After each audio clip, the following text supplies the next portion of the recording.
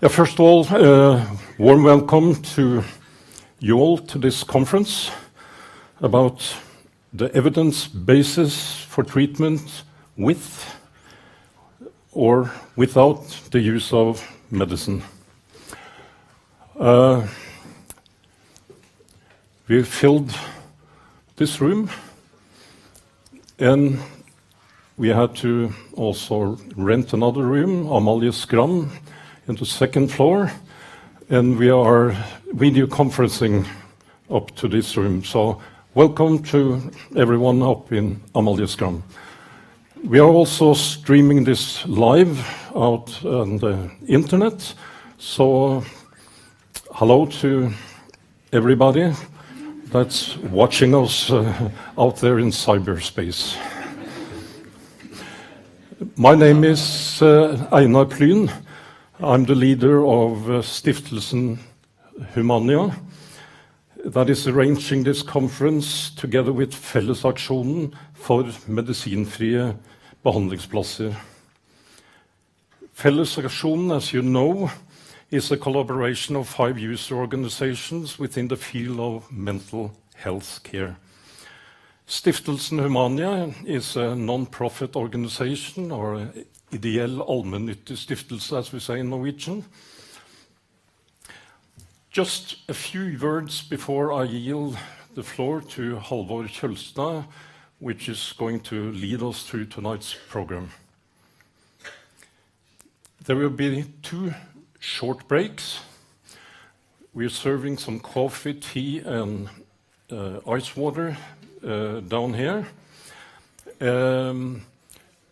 We have a tight schedule, so it's important that after you have, stretched your legs and had something to drink, that you find your seat again so we can continue within the time we have for disposal.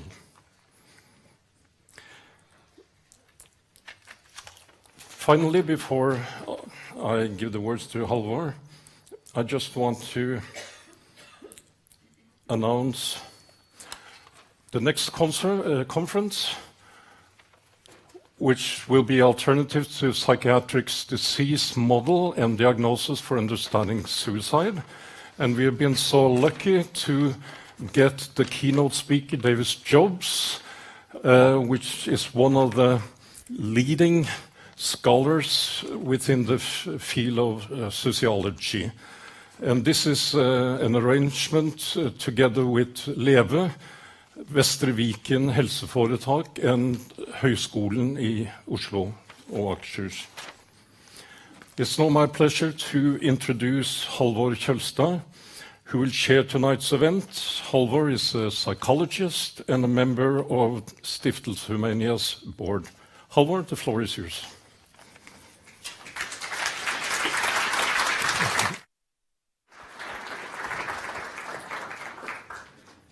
Thank you, Einar, and good evening, everybody. As Einar said, we have a tight schedule this evening, so I'll just start introducing our first speaker. And our first speaker is Håkon Rian Ueland, who is representing Fellesaksjonen, and he is also the leader of We Shall Overcome.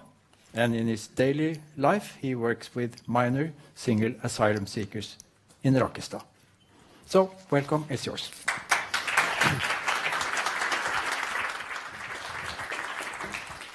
Yes. Gotta find my... anybody hear me? Can you hear me? It's good. Gotta find my presentation first. It's not there. Here, I think. First of all, it's a pleasure to be here. I'm very pleased to be able to talk to such a lot of nice people. This is why is nothing there?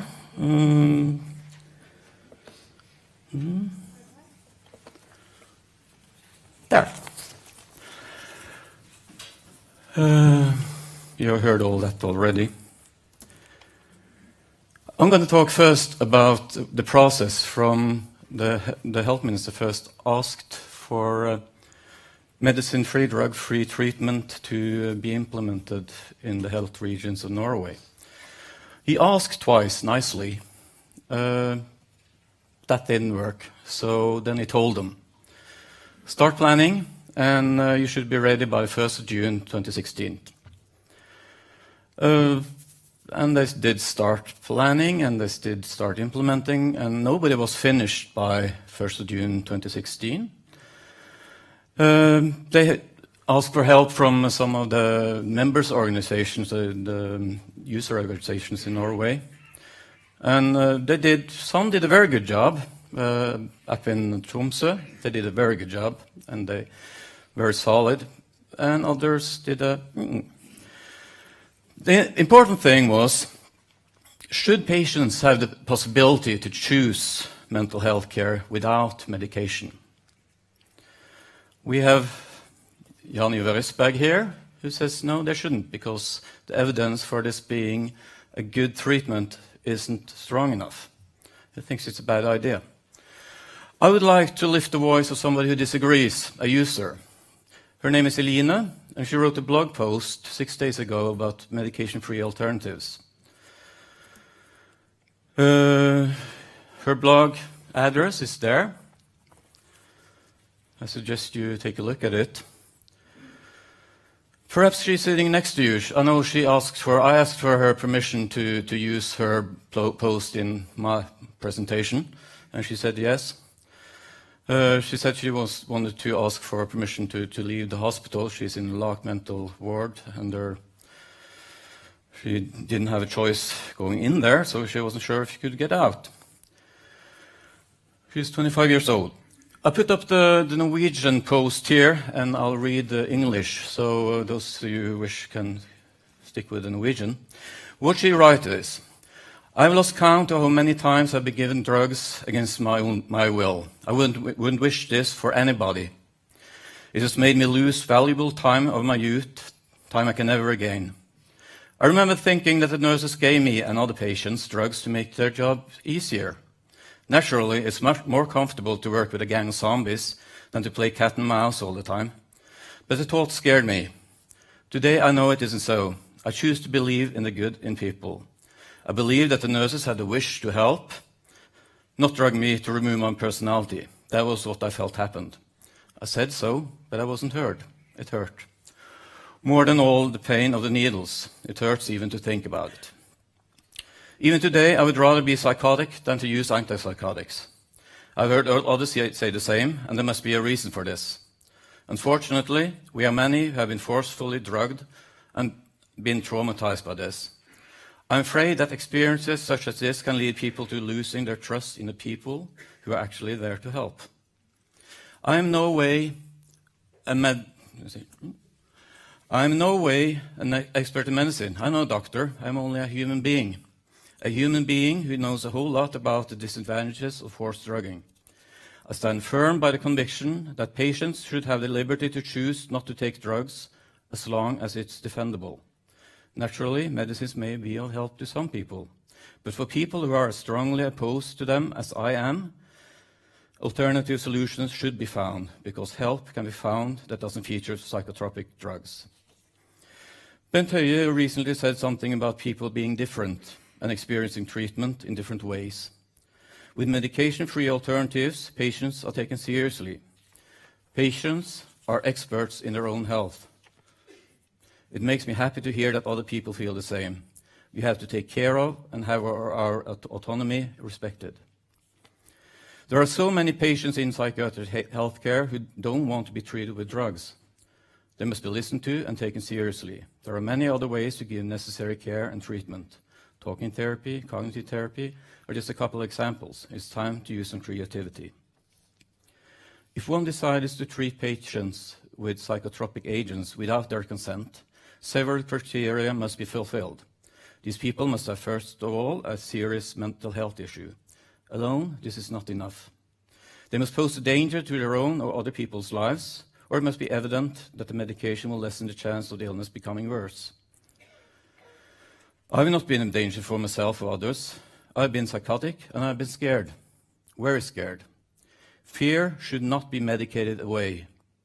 Being scared while being involuntarily committed to a closed psychiatric ward is, in my point of view, a normal reaction to an abnormal situation. Having said all this, I do not oppose to all medication. I think they can help many. I use some drugs today, and they work well for me. I don't like it, but I understand it's for the best. What I'm concerned with is that everybody should be given a real choice.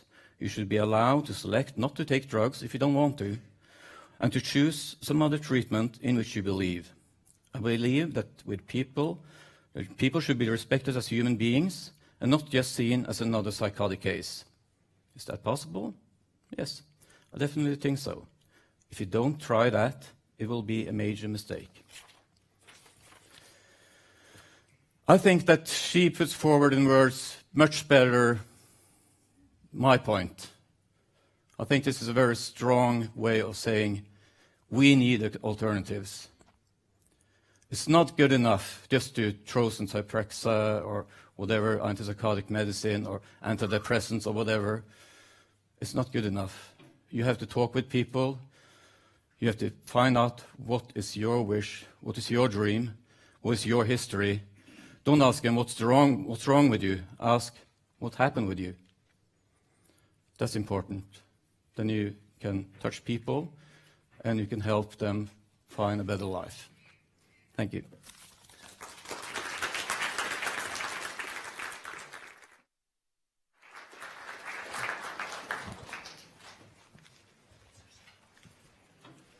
Thank you, Håkon, Rian, Ueland.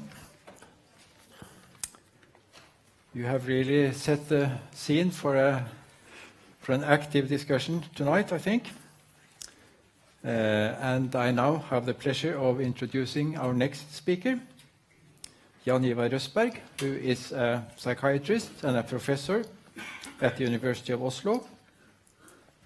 And you have been working for many years. You have been interested in research concerning psychosocial interventions for patients with severe mental disorders. And you are also teaching psychiatry for medicine students here at the University of Oslo. And your theme is psychiatric wards without medication. Why is it a bad idea? So, welcome.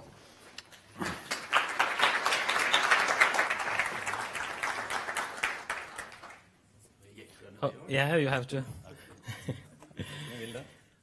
Thank you for being invited. I was invited by 𝗙𝗵𝗶𝗀𝗀 for 3 years ago, I think, with Bob, and we just had a discussion then. Yes. Then there was no doctors in the audience. I was mistaken. There was one, but he almost didn't dare to say that he was a doctor. So he was a backbencher who said, yes, I'm a doctor. I think there are more mixed now. What I'm going to talk about is psychiatric wards without medication, why I think it is a bad idea. This is my main text today. The history of psychology, psychiatry is full of treatment approaches for patients with psychosis, which have had enthusiastic and engaged followers, but that after a while have been shown to be ineffective or even harmful. Today, we should expect that new methods for treatment are thoroughly examined and tested before they are recommended, so we don't repeat the mistakes in the past. Since 1997, I have researched psychosocial intervention for patients with severe mental disorders. Mostly milieu therapy, early intervention, family work, and psychotherapy. Much of the stuff that's going to be implemented in the medication-free wards. I'm trained in psychodynamic psychotherapy, and I'm supervisor in cognitive therapy, and I have no research including medications and no collaboration with the pharmaceutical industry. But almost today, I have no book I want to sell, and I have no psychological therapy or psychotherapy I want you to use. This debate has been largely on anecdotes, so I also want to tell you anecdotes. I did a CBT project for a couple of years ago. This is one of my patients. I have anonymized him. He was admitted to acute ward. He had several voices in his head.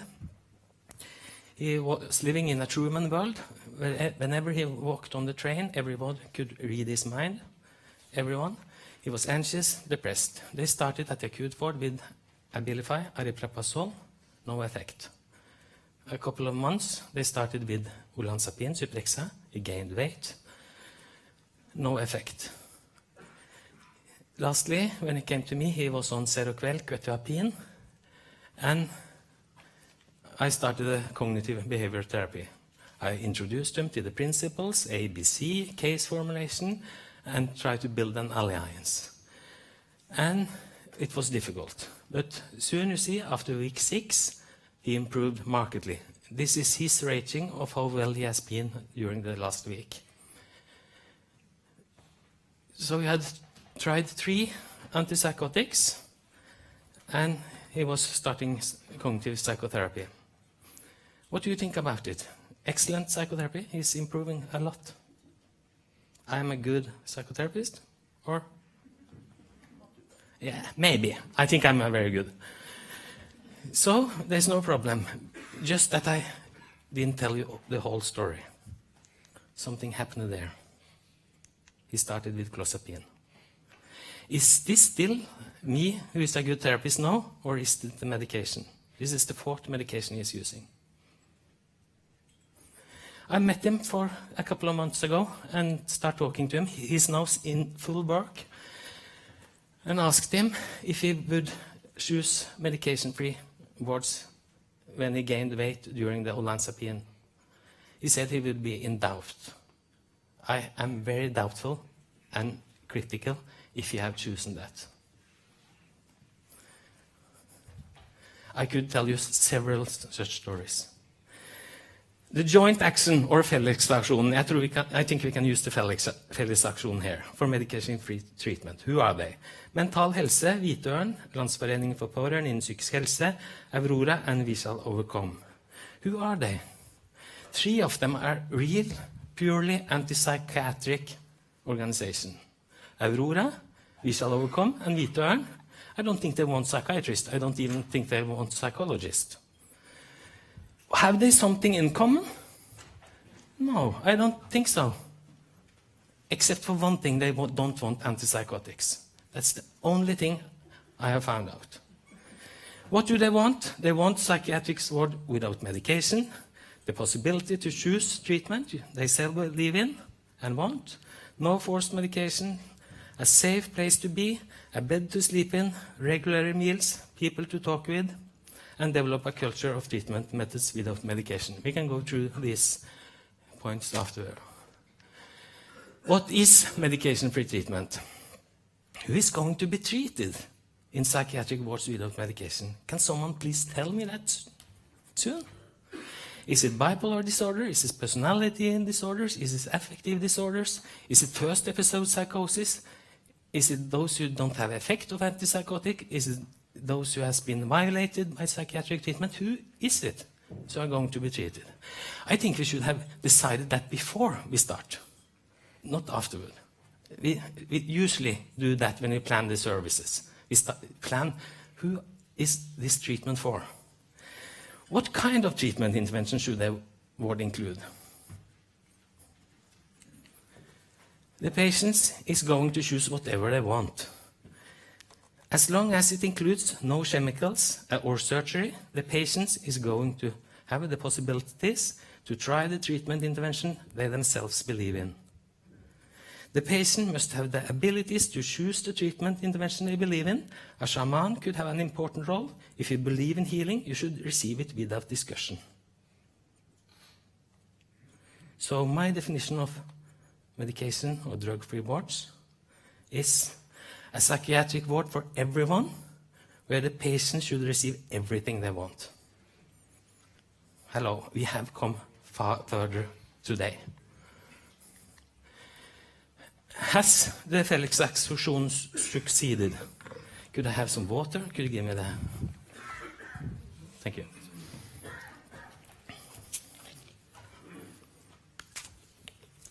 What has they achieved so far? Helse Midt. They start now with a ward for patients with depression and anxiety.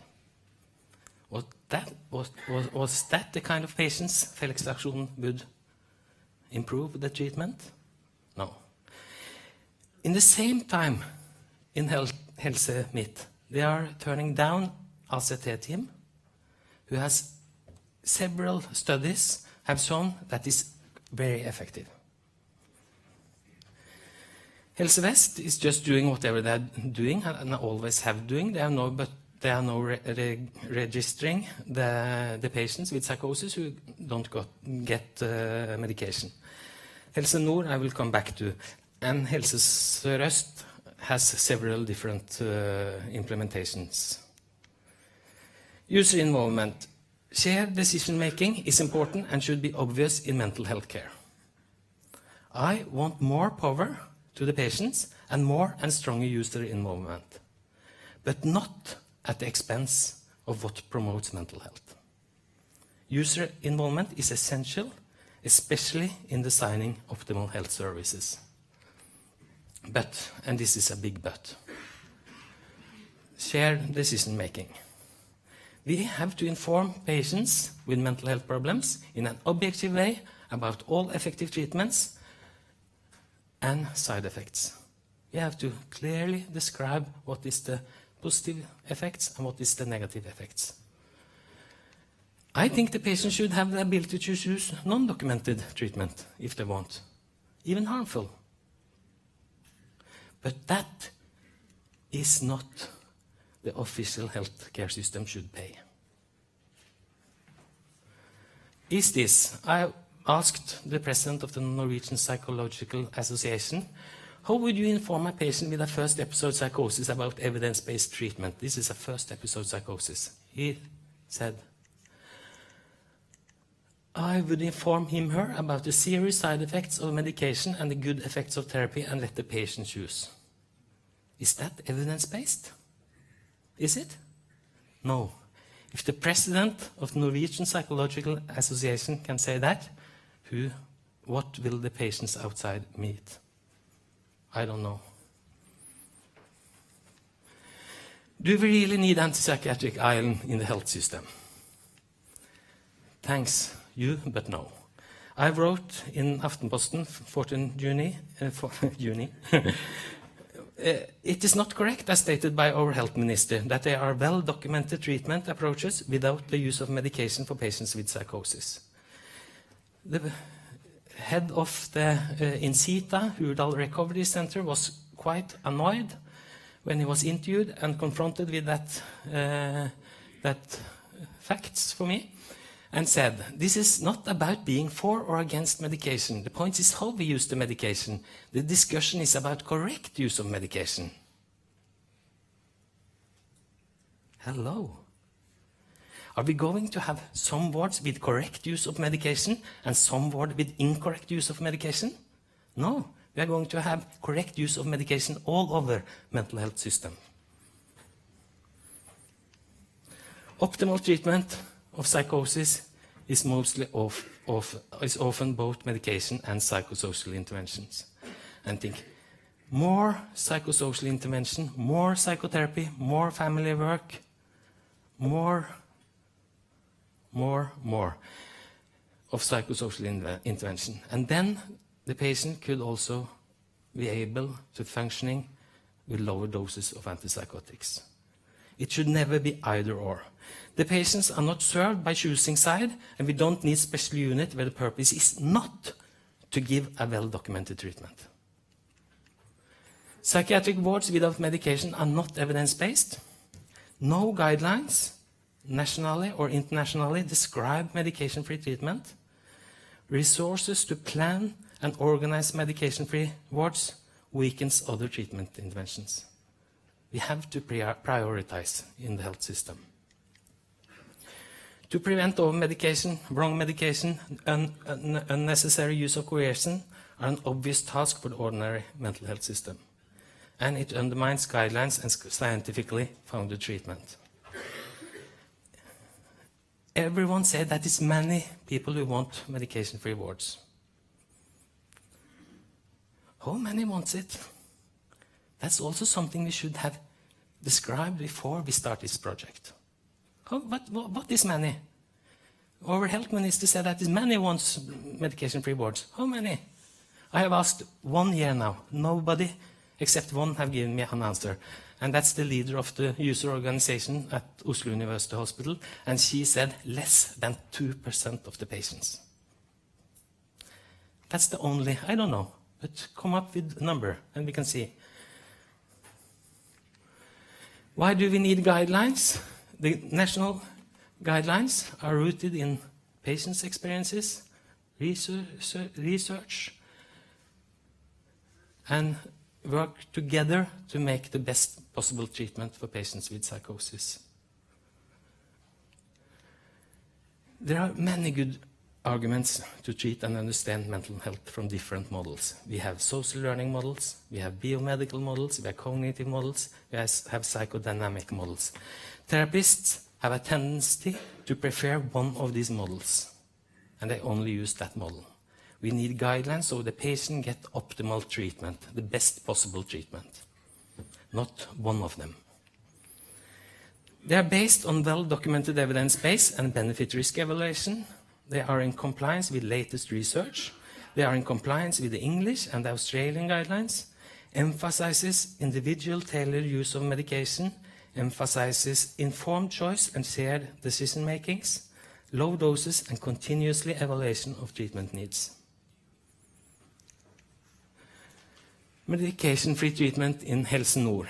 They are going to offer family and network approaches, physiotherapy, psychoeducation, individual placement and support, different psychotherapeutic approaches, skills training, milieu-therapy, acupuncture, physical activity, music therapy, animal-assisted treatment, and expressive therapy. A lot. There are no study of one single one of these treatment approaches without medication. It's interesting, acupuncture.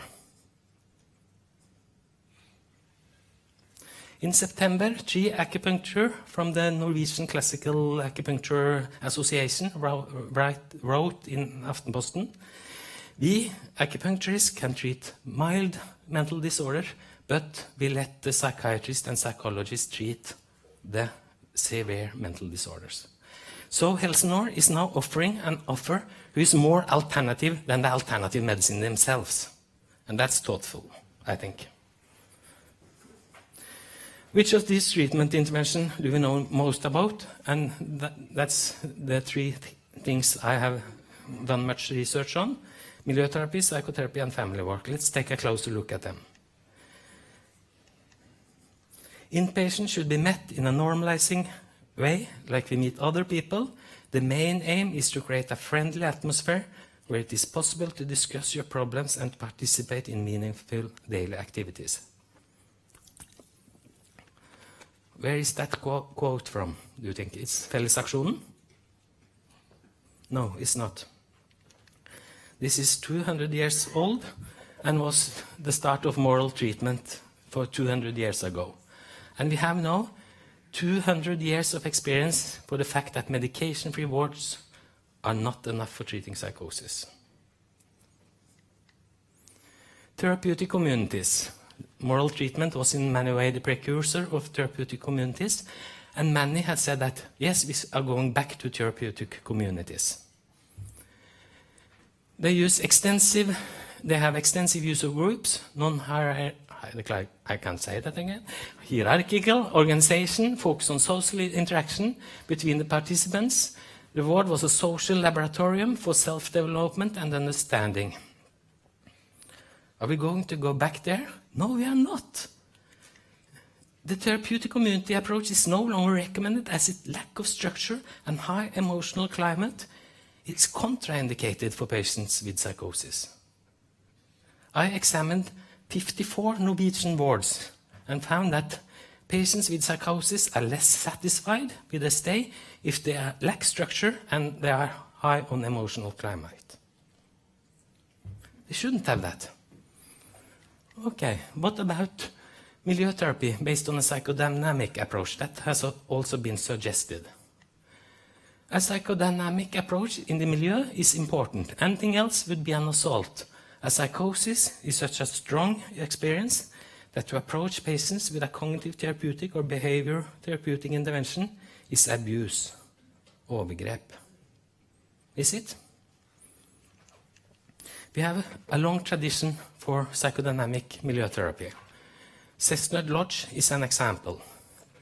Tom McLachlan worked there for almost 20 years.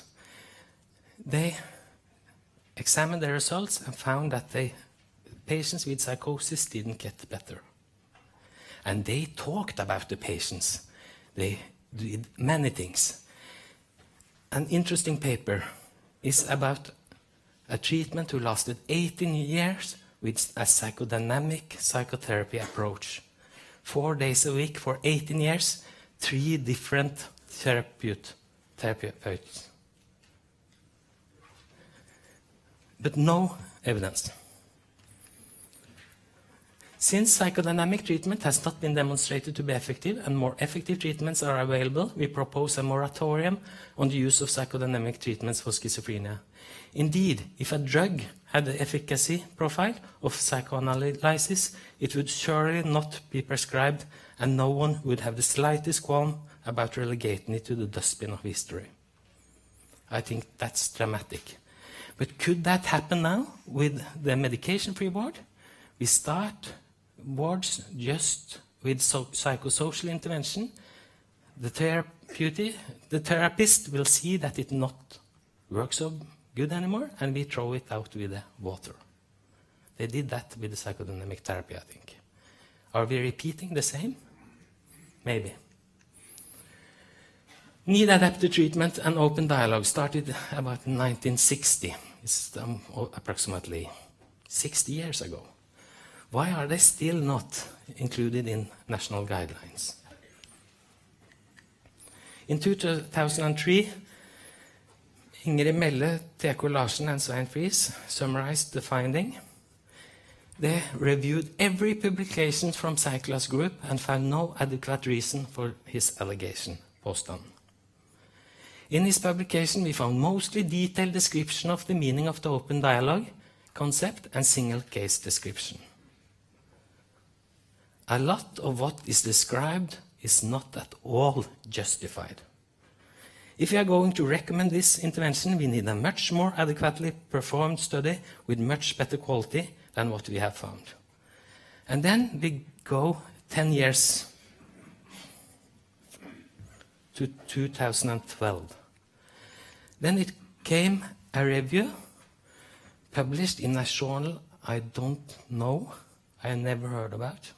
It summarizes all the open dialogue and need-adapted treatment approaches and say that it could have similar or even slightly better effect and treatment as usual. Helse Nord asked for an opinion about that review, and that was published in January. What does review say? We attach no credence to this conclusion. That's pretty strong words. This was due to both weakness in the review itself and even obvious weaknesses in the studies included in this review. They're very, very rare that they use adjectives to describe findings in research, but here they use obvious. This is quite dramatic, I think. What about treatment milieu with an emphasis on psychosis as a crisis and as a possibility for growth and self-understanding? We have at least 3 models: Säter model in Sweden, Kingsley Hall in London, Soteria House in America and in Switzerland. No studies of the Nordic models. The others, similar results as ordinary treatment and very poor methodology. Thus, there is no evidence of a positive effect of drug-free hospital wards. Or, 𝗀𝗿𝗶𝗀𝗀𝗃 say, there is randomized controlled psychotherapy studies that have shown effect for patients with schizophrenia. And he's right. There is one single study for outpatient. Tony Morrison, included 74 patients with schizophrenia spectrum disorder who refused to take medications. And this is the finding. And this is an interesting study. He found a moderate effect sizes on the PANS positive symptoms, but there were several limitations in this study. First of all, 1/3 almost needed medication. Acute psychosis was not included. This was not inpatient, this was outpatient. The treatment as usual group, the control group, was younger, male, and more symptomatic at baseline. A lot of dropouts. The blinding was non-normal, and the researchers' allegiance. And the author themselves concludes a larger definitive trial is needed. All this point is very important. Toni Morrison is a quite eager CBT fan, and researchers' allegiance. Do you know how much that can explain the results in psychotherapy studies? If we sum up, it can explain 70% of the variance in the results, if the researchers believes in the methods. I remember I was talking with Tony in this restaurant, and he said the three worst things that could happen to him was that his daughter became a Manchester City fan. He's a Manchester United fan. He's a dedicated Manchester City fan. The next worst thing was that his daughter started to work in the pharma industry. And the third worst thing was that he became a psychodynamic. He's a very eager CBT therapist. Why is it important to be open but also a bit skeptical to new methods? Let's see at how cognitive behavioral therapy and psychosis has developed. We see large effect sizes at the start when it is introduced, and it's falling. That's all therapy. Medication falls, and every psychosocial intervention will fall after the introduction, and the enthusiasm has been faded away. I don't think I... Family work, no studies without medications, well-documented treatment approach with medication. I think it's the psychosocial treatment approach that is best documented of the psychosocial interventions.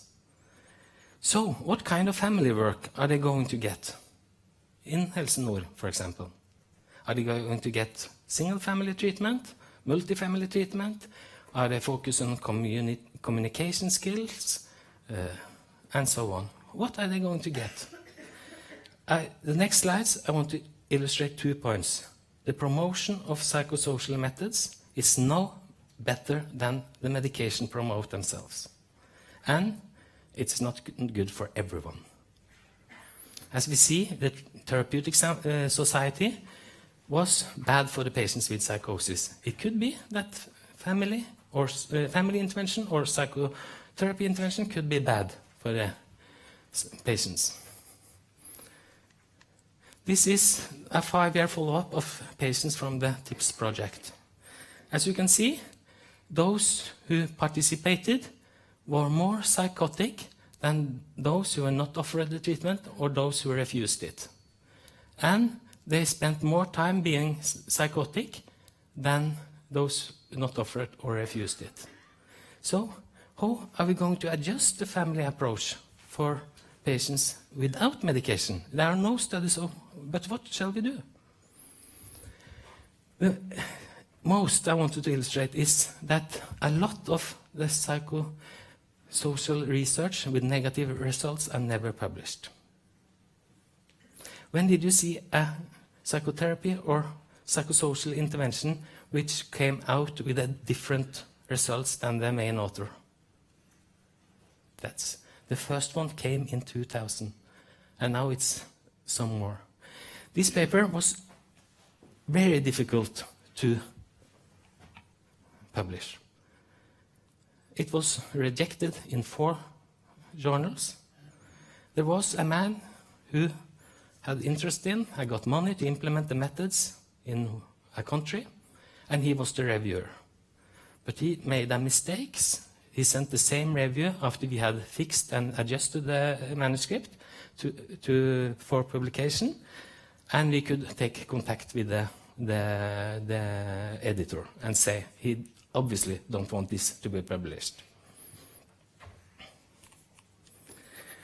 What about antipsychotics? This has been a great part of the debate. On the left side, antipsychotics are dangerous. On the right side, those who want to use them, just use them. That's how we decide. And 𝗀𝗺𝗿𝗃𝗃 is the Donald Trump of antipsychiatry. He said that I could say it, but I didn't say I mean it, but I mean it. Yeah? You have to poke fun of everyone? No. I asked him before I presented these slides, and he said it was okay. He has been called much worse thing. But he might be right that antipsychotics is overused. Just a couple of examples. Just a few from his book. Number of rehospitalization increased after we started using antipsychotics. People get worse using antipsychotics. Of course they do. We got an increase in rehospitalization rates. Patients were discharged. Some were rehospitalized. Correlations are difficult. Here is... Oh, this didn't work. No. You see, the first one on the left side is total use of antidepressive, and the second graph is how much is on disability pension. In the right column, there is the Norwegian numbers. Numbers of antidepressive prescribed and number of psychic mental health problems in Norway. There could be several reasons for this co-variation. 𝗀𝗺𝗃𝗃 is saying, yes, there could be, and acknowledge that there are very many other reasons to this co-variation. He acknowledged that. But he doesn't take it into consideration when he's discussing his results. How would it influence his results? That's missing. That's exactly the same as I read in journals. Disclosure. MM has worked for 𝗀𝗍𝗍𝗃𝗃, 𝗪𝗡-Myers-Squibb. I don't care who they have got the money from. I care about how they have influenced their results. And that's missing. We have a lot of special correlations, and you might have seen that. Here is correlation between people who drowned after falling off a fishing boat and marriage rate in Kentucky, strong correlations. US crude oil imports from Norway and drivers killed in collision with railway train. So correlations are dangerous. Antipsychotics are dangerous. We must stop prescribing antipsychotics. They are very harmful, and it's a hindrance for patients to get back to normal life. First of all, antipsychotic is effective in improving outcome in short term. That's what 𝗀𝗺𝗃𝗃 says. So even 𝗀𝗺𝗃𝗃, I think, is against and think medication-free wards is a bad idea. That's something Fellesaksjonen should think about. What's fascinates me most is how Whittaker and 𝗀𝗃𝗃 critical interpretation of psychopharmacological research and their extremely uncritical positive regards of psychosocial interventions such as open dialogue and psychotherapy. And what fascinates me second is how to use the language. A modern plague, en moderne pest, magic bullets, magiske piller, prisoners of our neurotransmitters. What's the intention with describing things like that? For me, several red flags is up in the air now. And this is just some couple of the examples. Up to 3 years, it is clearly well documented that antipsychotics are pretty effective. You agree, Bob? No. No, thanks. What's next? 10 years? 20 years? 40 years? If you had shown that they are effective in 10 years, would you then ask for 20 years?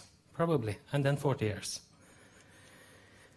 Do all data in the book, is the whole story presented? I'm not going to get into each of the study he is presenting there, because they are described several times elsewhere. You can just look at internet and use Google to find them. I want to go a bit further to see.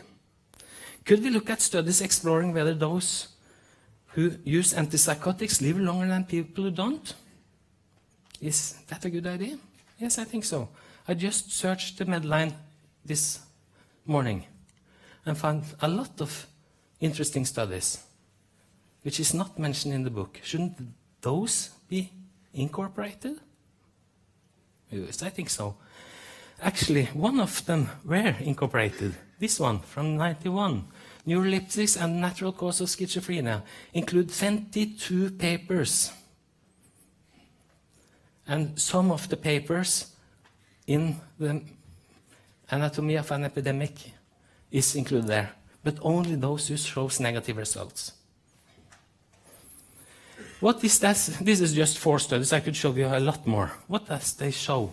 Mortality was markedly raised in patients not taking antipsychotics, and the risk of suicide was high. Excess mortality is seen mostly in patients not using antipsychotic drugs. Long-term treatment with antipsychotic drug is associated with lower mortality compared with no antipsychotic use.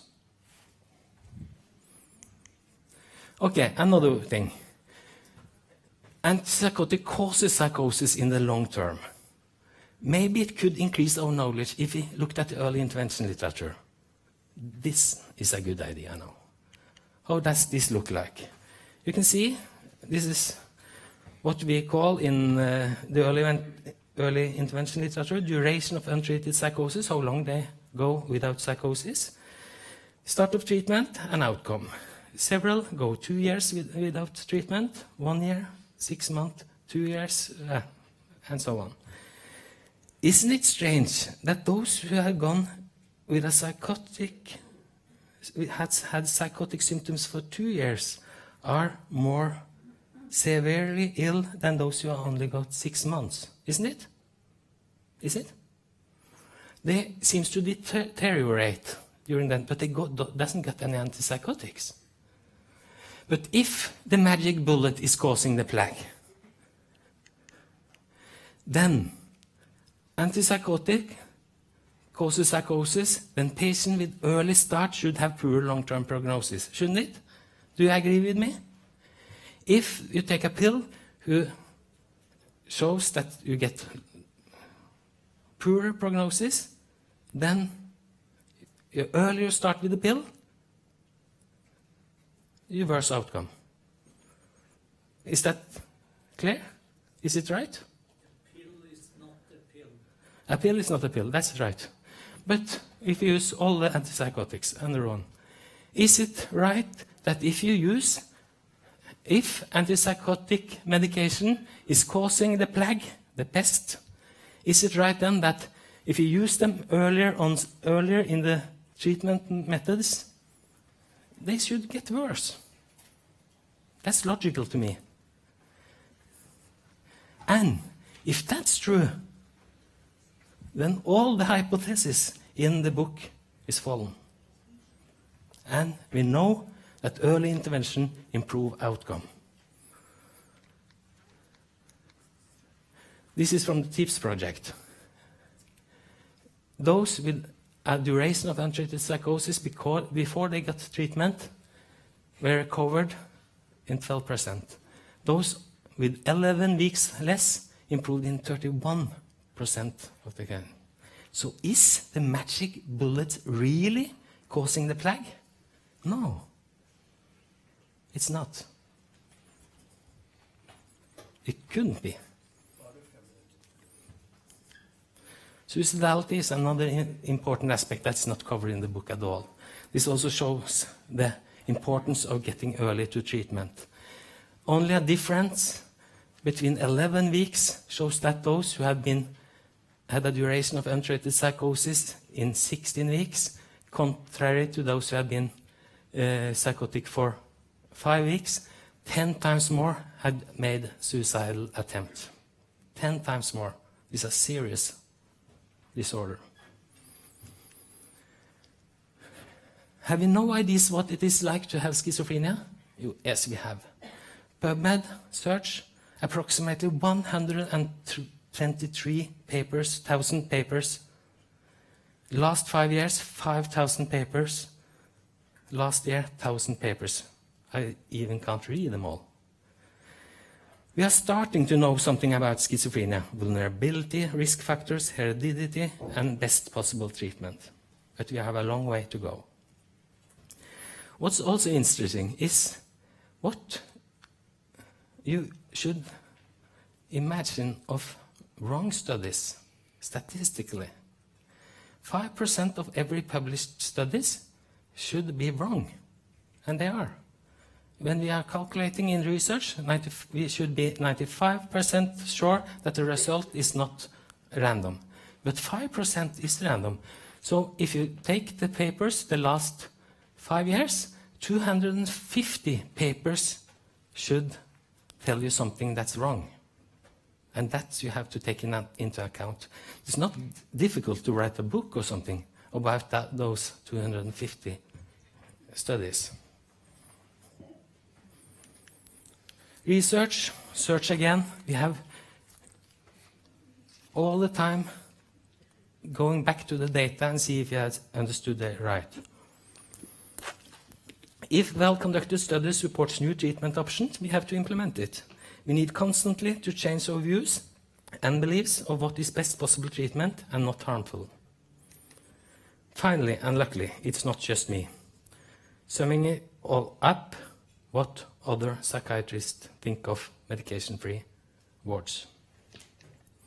What do the president of the Nordic Psychiatric Association and Baltic Association say about medication-free wards? In my opinion, it's difficult to provide treatment without any evidence for its effect. In my opinion, it is better to have patient-free wards, not medicine-free wards. Overview is that this is not good medical practice and would not benefit psychiatric patients. An adequate pharmaceutical regimen is crucial for safety at the in-house treatment facility. There are some areas or hospitals promoting the idea of medicine-free wards, but the reason for this seems more ideological than scientific or medical. Medicine-free wards, as an alternative to traditional mental wards, are a novel concept that yet has to prove itself. Evidence-based intervention, both medical and psychosocial, should remain the cornerstone of modern treatment strategies in psychiatry. The ambition of improving overall quality of care calls for a more positive definition of the content and the treatment profile, rather than the negative delimitation of what should not be in it. So, it sums up. Do you like chocolate? All of you? Sure? Not always? Of course you do. Would you recommend chocolate to others? Yes? Would you? Of course you will. And I want you to think about the last one. Does it cure psychosis? Thank you.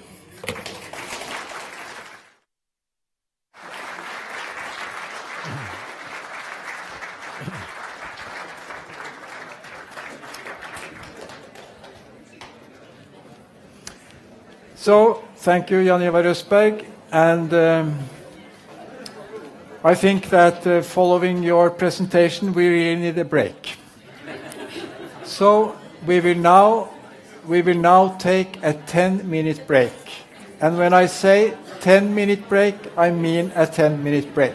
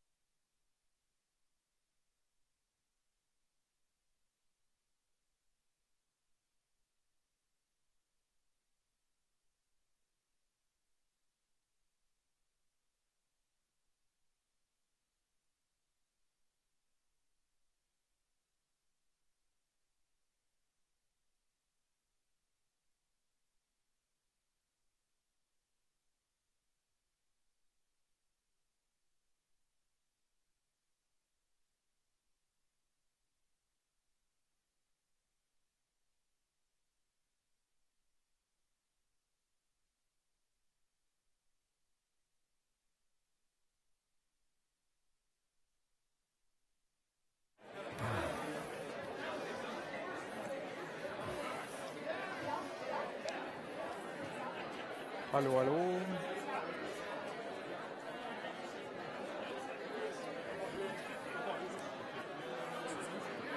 Ja.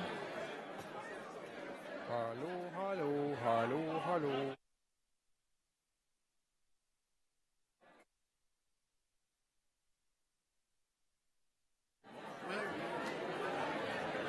Kan vi få litt lyd? Nei. Yeah, to see what was going on there. So I'm finally getting over the jet lag. Hva er lyden, da? Har jeg lyd?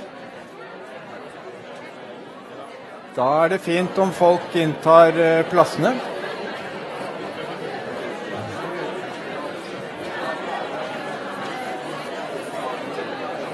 Please find your seats.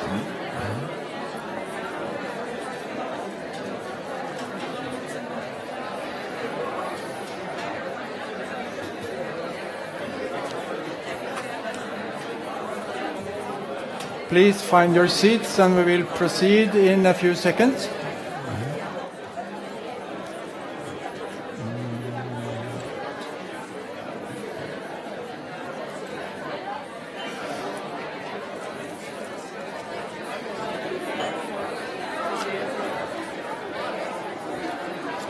It is, of course, impossible to have a 10-minute break with so many enthusiastic people in the audience.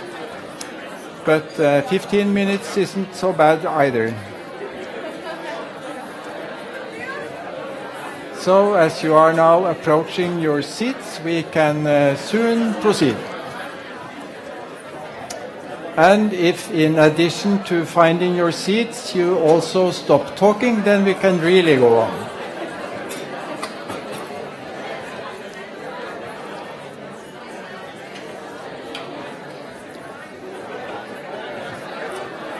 Okay, we are getting closer. We are getting very close. And if we can have some silence, then we can actually go on. We're getting still closer. Fine.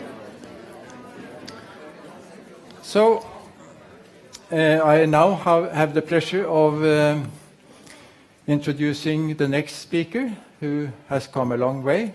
He has come all across the Atlantic Ocean from a former democracy called the United States of America.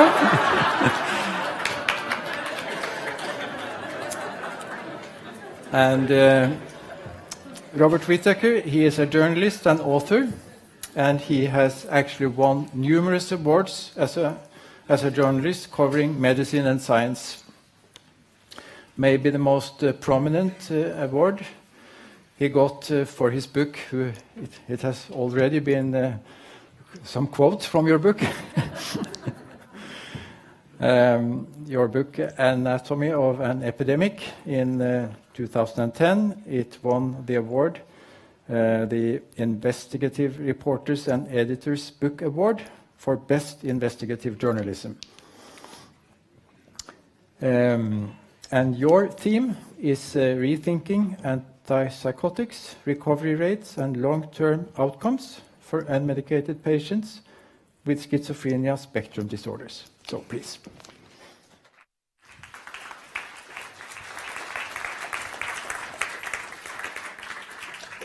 Bear with me just a second. I got to get out of this one and put on the... maybe someone can help me with this. I'll hold it. I got it, I think.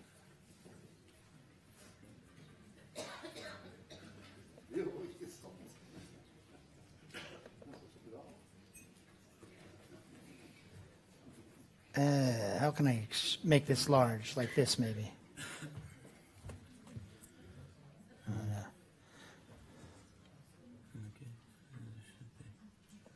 You have to open it in Adobe Reader. Okay. Yeah, that's right. Yeah.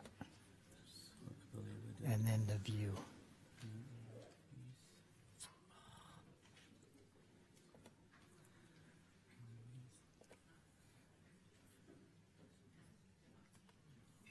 Beautiful, thank you. I was going to say it's a pleasure to be here. No, it actually is a pleasure to be here. And I have to say, oh, it's on there, but not on there? Well, I'll just tell him while he's getting this set up. You know, I've been called many things in my life, but being called Donald Trump is the biggest insult of all, particularly at this time. And then when he came down, he says, I could have been harsher, and I don't know what is harsher than being compared to Donald Trump these days.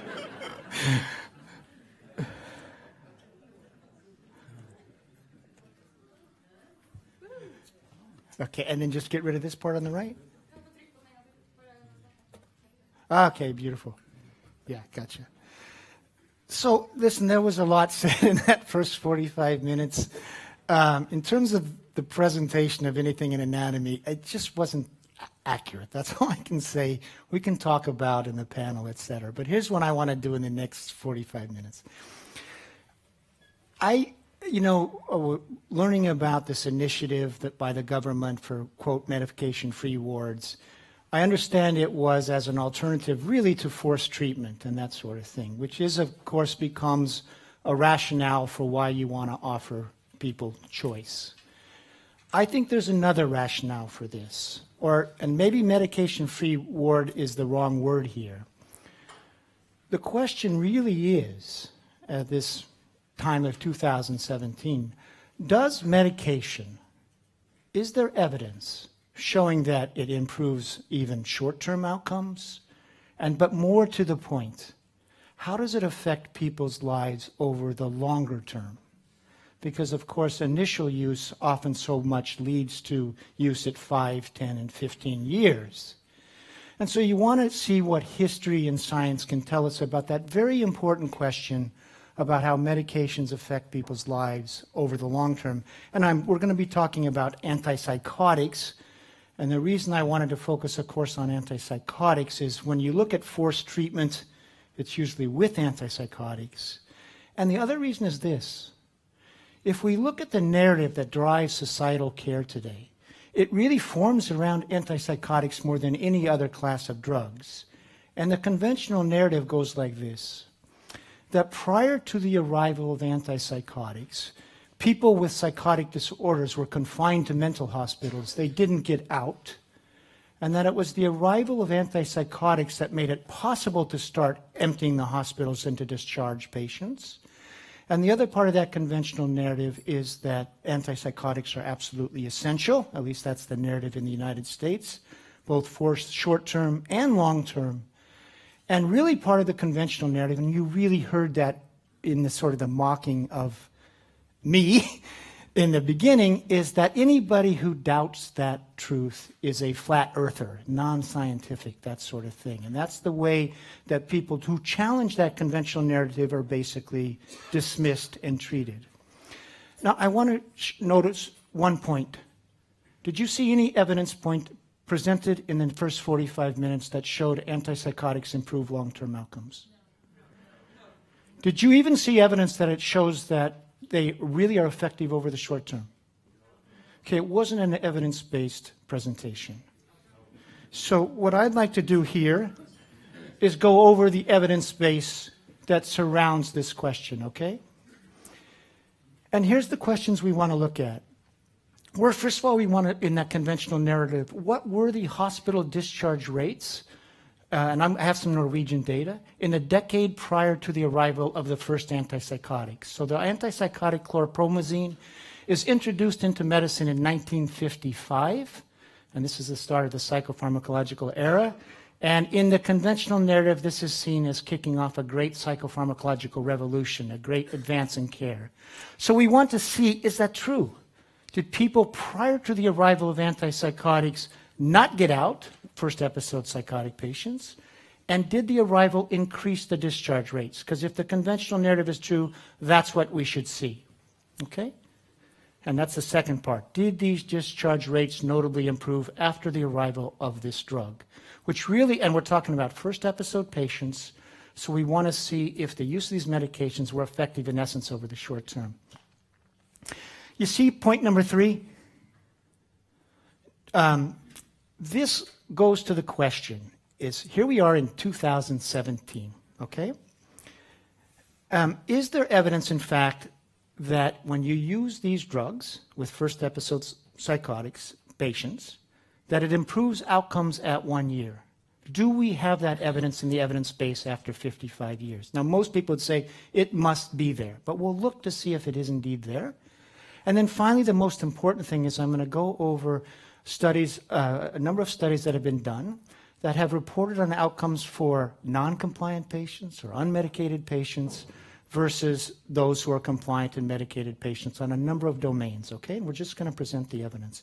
And before I even get into one thing on this, no one is arguing for no treatment.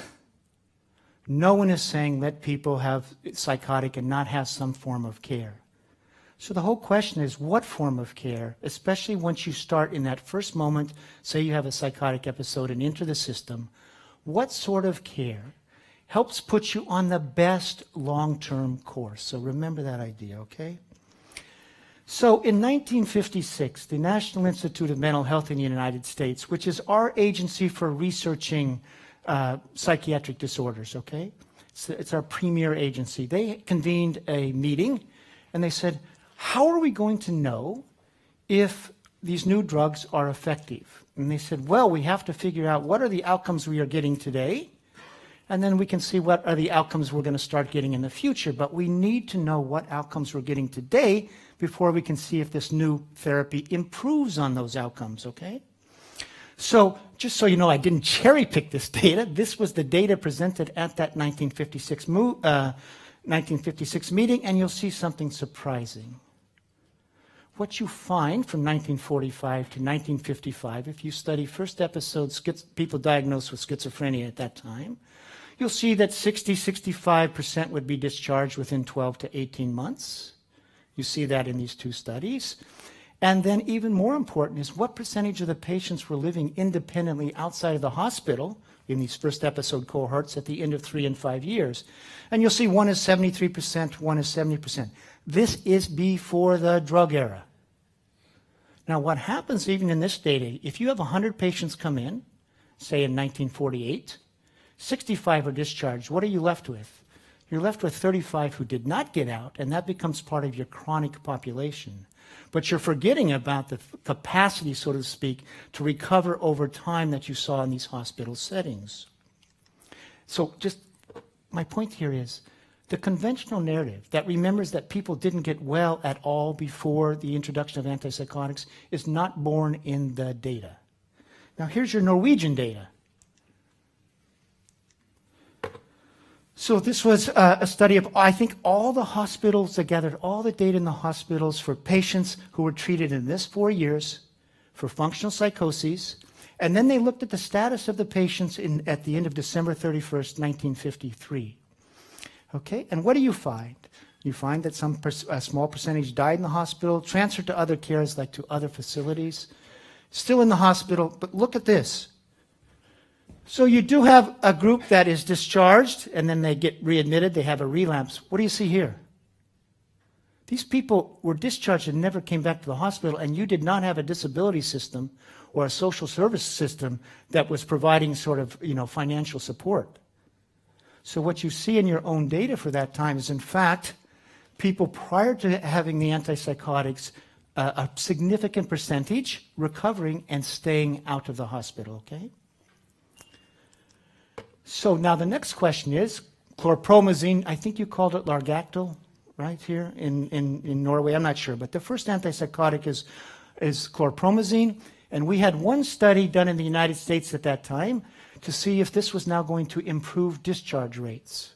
It was done by the state of California. They looked at all their first episode patients in 1956, and then they looked at the end of 18 months, what were the discharge rates. And this was where some hospitals weren't using the drugs left so much or at all, and others that had really adopted it. And what they found was that the discharge rate for those not treated with antipsychotics, this is first episode schizophrenia patients, was 88% in 18 months.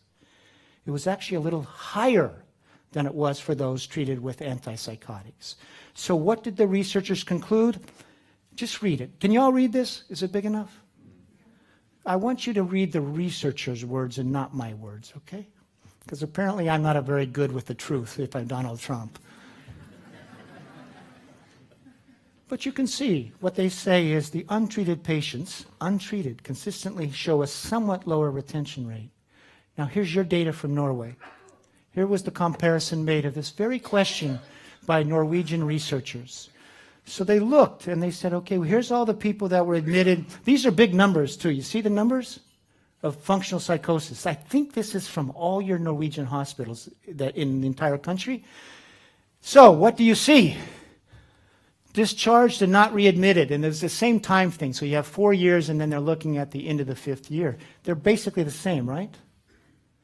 There's no big difference. So in other words, we're not seeing an improvement in first episode patients in terms of discharge from the hospital being better. How about by individual diagnosis? Here's before the introduction of chlorpromazine, and here's the after. What do you see? You see a great improvement in discharge rates?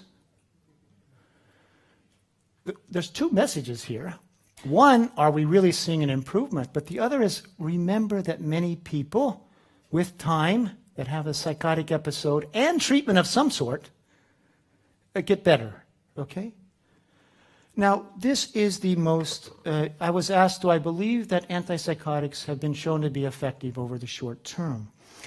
Now, in Anatomy of an Epidemic, I said, yeah, that's the data, okay? I didn't really want to take this question on. But the Cochrane collaboration, do you all know about the Cochrane collaboration? It's an international group of researchers that is supposed to review the research literature and say, what does it say to us? Now, if you look at studies on short-term efficacy, there are a lot of studies, hundreds, but here's how they're designed. And this is how every study of the new atypical antipsychotics was designed. You take people who are on drugs, okay? Then you yank them all off the drug. You randomize half to placebo. You randomize the other half back on drug. And then you see who has a greater remission of psychotic symptoms at the end of 6 weeks. Now, one reason you yank them off is because you want psychotic symptoms to increase, okay? And that way you need them actively psychotic to see if the drugs are going to work. And that becomes the rationale, the design for short-term efficacy. So what's the problem with that design? The problem is the placebo group is not a placebo group. It's a drug withdrawal group. And we actually all know that coming off drugs abruptly is a really bad idea. And by the way, some of the suicide data of people released from hospitals that stopped taking drugs, that is attributed to being off med, they're going through withdrawal. So what the Cochrane collaboration did, they canvassed the literature that is around for 50 years, and they said, how about studies in medication-naive people where it compares drug to some other form, either placebo, psychosocial care, milieu therapy. You know how many studies they could find? 5. In 50-some years, to see if people had a better outcome at 1 year with initial exposure to antipsychotics. 5. Only with a total of 900 patients. And what did they conclude? Read it.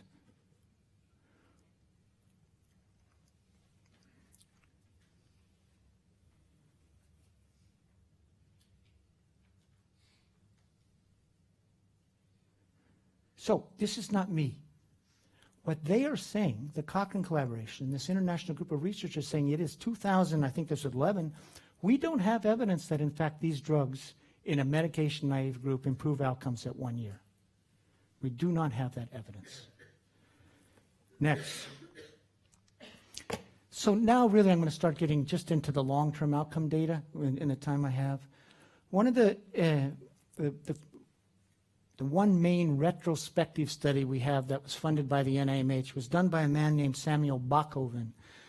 And he had been at Boston Psychopathic Hospital in 1947 when people were treated with a lot of psychosocial care, but we didn't have the drugs yet, and he had 5-year outcomes for that. And then he matched it to a cohort of first episode patients treated in 1967 with drugs and also psychosocial care. And here's what he found when he did this retrospective study. There was a little greater relapse rate in the modern era. In other words, more rehospitalization. But the most important thing he found was that the 67 cohort was much less socially dependent, much more socially dependent. Their functional outcomes were not nearly as good. So in 1947, 76% were successfully living in the community at the end of 5 years. Here they were much more on welfare, etc. So what does Samuel Bachoven, I hope you all have your reading glasses, okay? What does he say?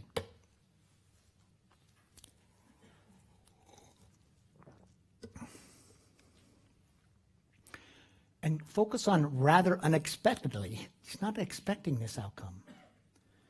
Their extended use in aftercare may prolong the social dependency of many discharged patients. That's a retrospective study, okay?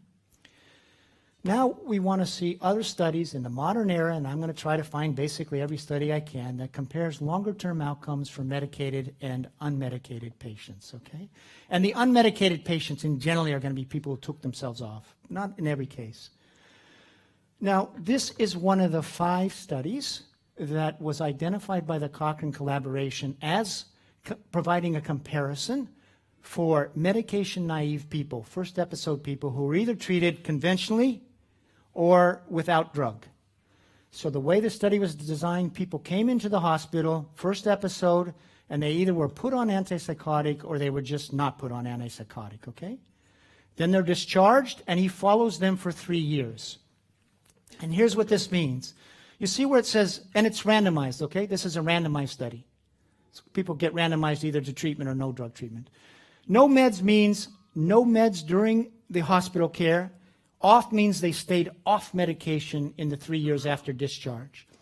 Antipsychotic off meant antipsychotic in the hospital, and then they went off on their own when they were discharged. No meds means they were, again, no meds in the hospital, and then in the after period they went on the drugs. And so that's the 2 parts, okay? So what do you see in this data? What group had the best outcomes? It was the group, roughly 2/3, who weren't exposed to antipsychotics in the hospital and stayed off afterwards. So that's about 67%. What do we see in terms of recovery rates before the introduction of antipsychotics? About 60%, right? 65%. So you're seeing, I think, here a natural recovery rate. All right? And so basically 2/3 are getting better. Which group has the worst outcome? Which has the highest rehospitalization rate? Antipsychotics on. Okay, just one study.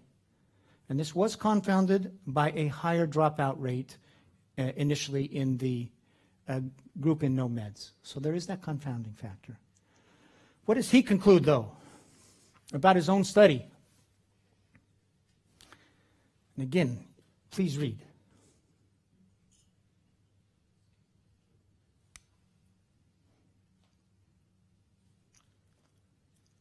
This is one of the only 5 studies done that compares in medication-naive longer-term outcomes.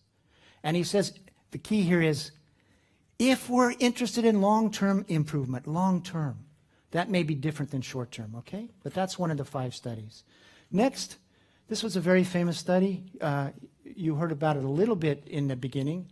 This was a study designed by Loren Mosher. Loren Mosher was the head of schizophrenia studies at the NIMH at this time, so he's our top schizophrenia doctor. It was a randomized study.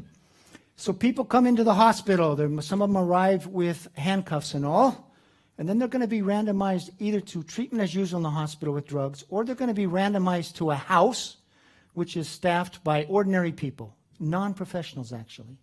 Now, it's not a no-med protocol. Here was the protocol. They would try not to put people on, they would not put people on antipsychotics right away in the Soteria house. They would use benzodiazepines if people couldn't sleep, okay? And then if people weren't getting better after a week or 2 or deteriorating, then they would initiate antipsychotic use. So it was meant to be a selective use model for the medications, all right? Project ran 12 years. This is N is the number of people treated at the Soteria project. By the way, a small aside fact. The man who really ran the project was Voice Hendricks, Jimi Hendrix's cousin. And if you want to see why staffing can be so important, you should invite Jimmy and Boyce Hendricks here sometime, and you'll be charmed by this person. He has a warmth that is extraordinary. So here's the results. At 6 weeks, Soteria Project was just as effective form of care as drug care in a hospital in terms of reducing psychotic symptoms. That's the first one. At the end of 2 years, as a whole, this approach produced better outcomes. They had lower psychopathology scores, fewer readmissions, and better global adjustment. And here is the antipsychotic use. Because they delayed initial use, about 40% never needed to go on. Think of it as an escape valve. And then there was another 40% that did need the medication temporarily for a period of time. And then it seemed like there was 20% of people that really did benefit from, needed it continuously. So it really is talking about a selective use model, and here's the key. With first episode, if you can have a form of care that allows this group that doesn't, can get better without medications, if you can let that to happen, you can improve your overall outcomes. What does Lauren Mosher say? What does our top schizophrenia doctor say?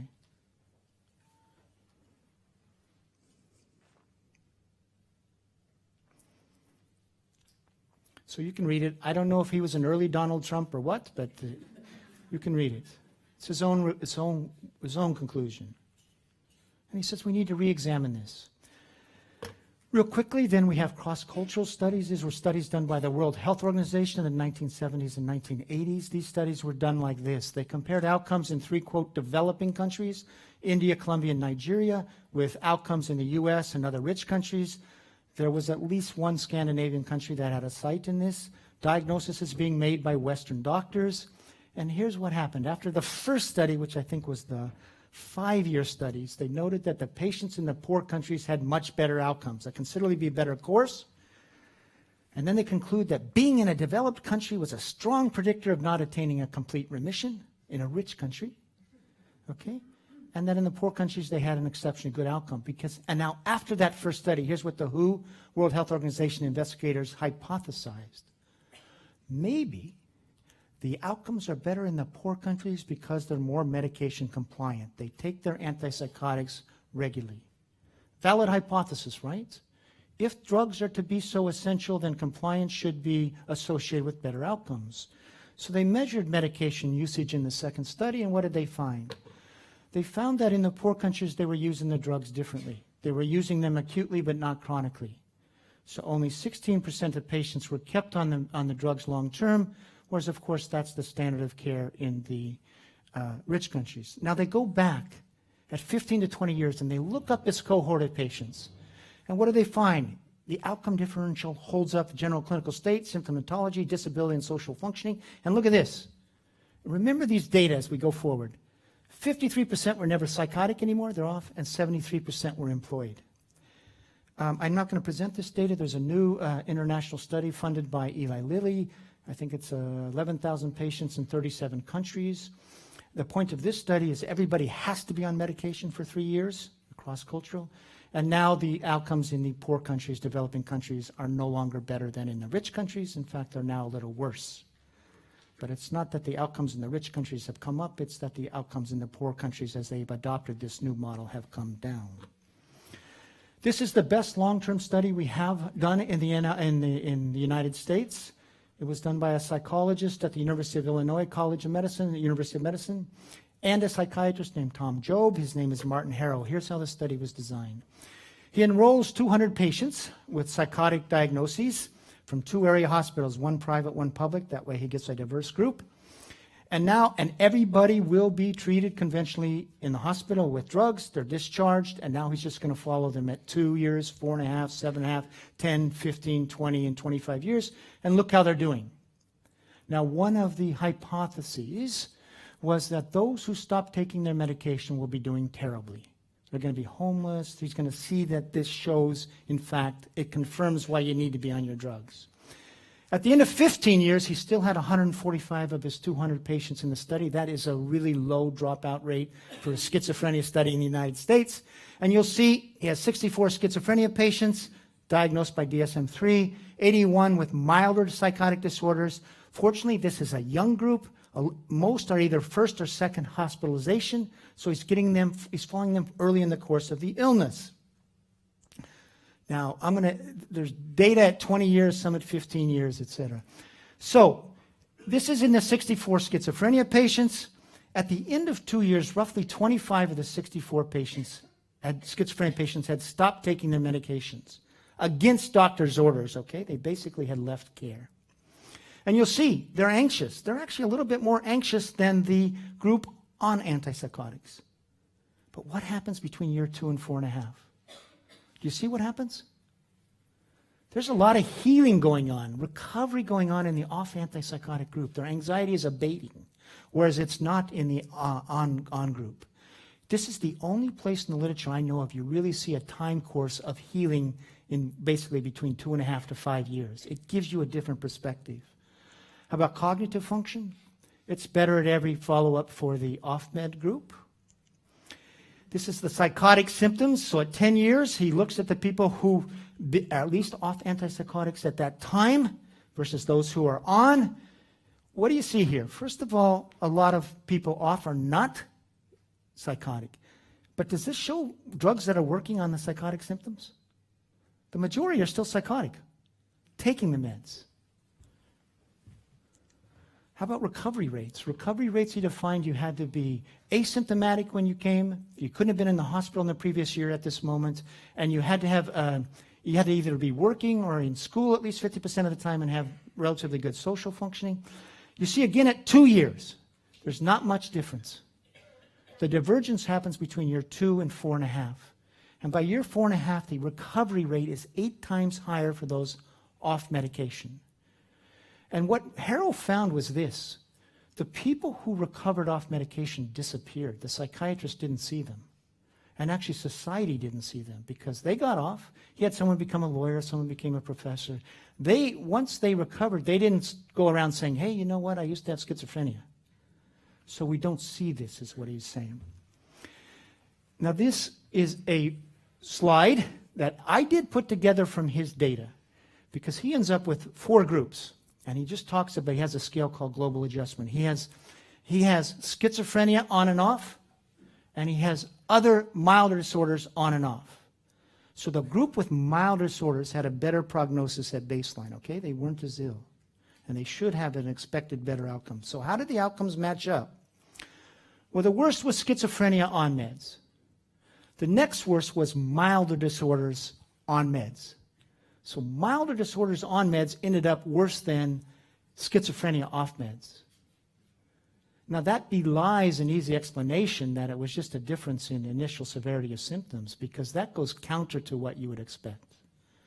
Okay? Again, you read what the researcher concluded by his own long-term study. Not my conclusion. Okay? He said this in 2008. Now, he has subsequently done a really interesting thing. He's looked at, he went into his schizophrenia patients, and then he looked at people who were off by year 2 and stayed off the whole time, and then he looked at patients who were medication compliant during the whole time. And what did he see with psychotic symptoms? Which group do you see the abatement in? Which group is doing much less psychotic over time? It's the group that got off by year 2 and never went back on the meds. But you also see, again, the people on meds, the compliant people, have a lot of psychotic symptoms. This is the work history, same thing in these 2 groups. Those who were either on meds all the time or off meds, you'll see that the group off meds, the employment rates are quite high, not so high with those off meds. I point this out because really what he found was this. You needed to get off the meds pretty early on to have this good outcome. That's what he really found. So here's what our leading researcher in the United States, funded by the NIMH, concluded after his long-term study. Okay? Next. The complaint about Harrow was that it wasn't randomized. We have a sort of randomized study done by out of the Netherlands. Here was the design. You get first episode patients who are stable for 6 months on antipsychotics. And now they're randomized either to a dose reduction, discontinuation arm, or treatment as usual. So the randomization is this. It's a randomization of a moment in time to a different treatment protocol. But once that happens, as he follows them for the next 7 years, it's going to, people be free to go off medication or on, regardless of what group they're in. But how does that treatment decision play out? Now, if you stop this study here, what do you see? You see that there's a higher relapse rate in the drug-withdrawn group or the drug-tapered group, okay? You stop it here, you say this is a bad idea because there's higher relapse rates. But in this study, the relapses weren't so severe. They managed them, and now they looked at relapse rates at 7 years. Not much difference. How about recovery rates? The group randomized to drug discontinuation or tapering had 40% recovery rate versus 18%. So at least in this study, that moment of treatment where you tried to introduce tapering led to a doubling of the recovery rate. And now you also see that some of the people randomized to drug discontinuation or tapering, and they either got down to a low dose or off. Some in that group actually went back on conventional medications, and some in the other group randomized to treatment as usual, took themselves off. So this is just the 7-year results based on medication use. And you see the group that got down to low dose or off, greater symptom remission, greater functional remission, and greater 3 times the full recovery rate. Here's what he says. By the way, how much time do I have? I need to know whether I should. You're going to have to read fast. Okay, you see how much? Left, or I've taken 32. Uh-oh, I better go. Okay, you'll see here he's saying he's worried that antipsychotics may worsen functional outcomes, okay? And then next, he's saying we've been looking at the wrong thing. We've just been measuring symptoms over the short term. We need to look at how people are living over longer periods of time. All right, that's his conclusion. Functional gains only appeared in long-term monitoring. This is a study out of Denmark. It was a study where they looked at 496 first episode schizophrenia patients diagnosed between these years. Early on in the course, at time of recruitment, been on antipsychotics less than 12 weeks. At 10 years, there's still 303 patients in the study. There were 121 who were non-compliant. They weren't following their doctor's orders, stopped taking antipsychotics. So he gets 2 groups at 10 years, those who are non-compliant and the compliant patients. And he says, at baseline, there was no difference between these 2 groups, severity of illness, etc. Okay, here's the outcomes. Blue is non-compliant, the red is compliant. Which group has a greater remission rate? Non-compliant. Which group is more likely to be employed? Non-compliant. Anyway, that was the Danish OPUS study. This is another study. It's called a Finnish birth cohort study. And the way this study works is they had been following people born in 1966 in northern Finland, I think across a lot of health outcomes. But they had 70 people in that cohort who were diagnosed with schizophrenia spectrum disorders, okay? And now they're just going to look at how is that cohort doing in the year 2000. And they're 34 years old. You see medium illness. Of the 70, 46 were taking antipsychotics in 2000, 24 who were off. And then the group is then followed for another 8.7 years. What's the outcome? Which group is doing better? Which group in this cohort study is more likely to be in remission, employed, have a social factory, and which group is more likely to be on disability? You see, it's the non-compliant group, once again, that had better outcomes. And this is just the rehospitalization rates during the 9-year follow-up. There's not I would say there's not a great deal of difference there. So when we started this, and I was trying to do a very quick review of a long evidence-based history, do we see, prior to the introduction of antipsychotics, what do we see? We see that more than 60% of patients were discharged. And we would see at longer-term follow-ups about at least 2/3 or more would be living independently in the community. And what that does for the debate you're having in Norway, it provides a possibility that needs to be part of the debate around medication-free wards, if that's what you want to, if that's the term. Because really, I think you're talking about rethinking antipsychotics and rethinking whether you really should be forcing people on these drugs, particularly and then over long term. So we need to know that many people got better naturally, okay, in the absence of antipsychotics. you'll see that we do not find in the discharge rates that they notably improve after the introduction of the drug. You'll see we still do not have compelling evidence that the drug improve outcomes at the end of 1 year in real studies. And then finally, on long-term outcome studies that look at how people are functioning, time and time again, what you find is the non-compliant patients are functioning better, they're more likely to be employed, they're less likely to be on disability, and actually they're less likely to be symptomatic. And what that data tells you, imagine we had a system of care that helped people become medication-free. In other words, maximize the possibility that they could be in this drug-free, good outcome group. Now, I don't believe everybody will end up in that group. I don't believe that. But I believe you need to have a system of care that maximizes the possibility for the individual to end up with that life. And think about the 20-year-old that has a psychotic break.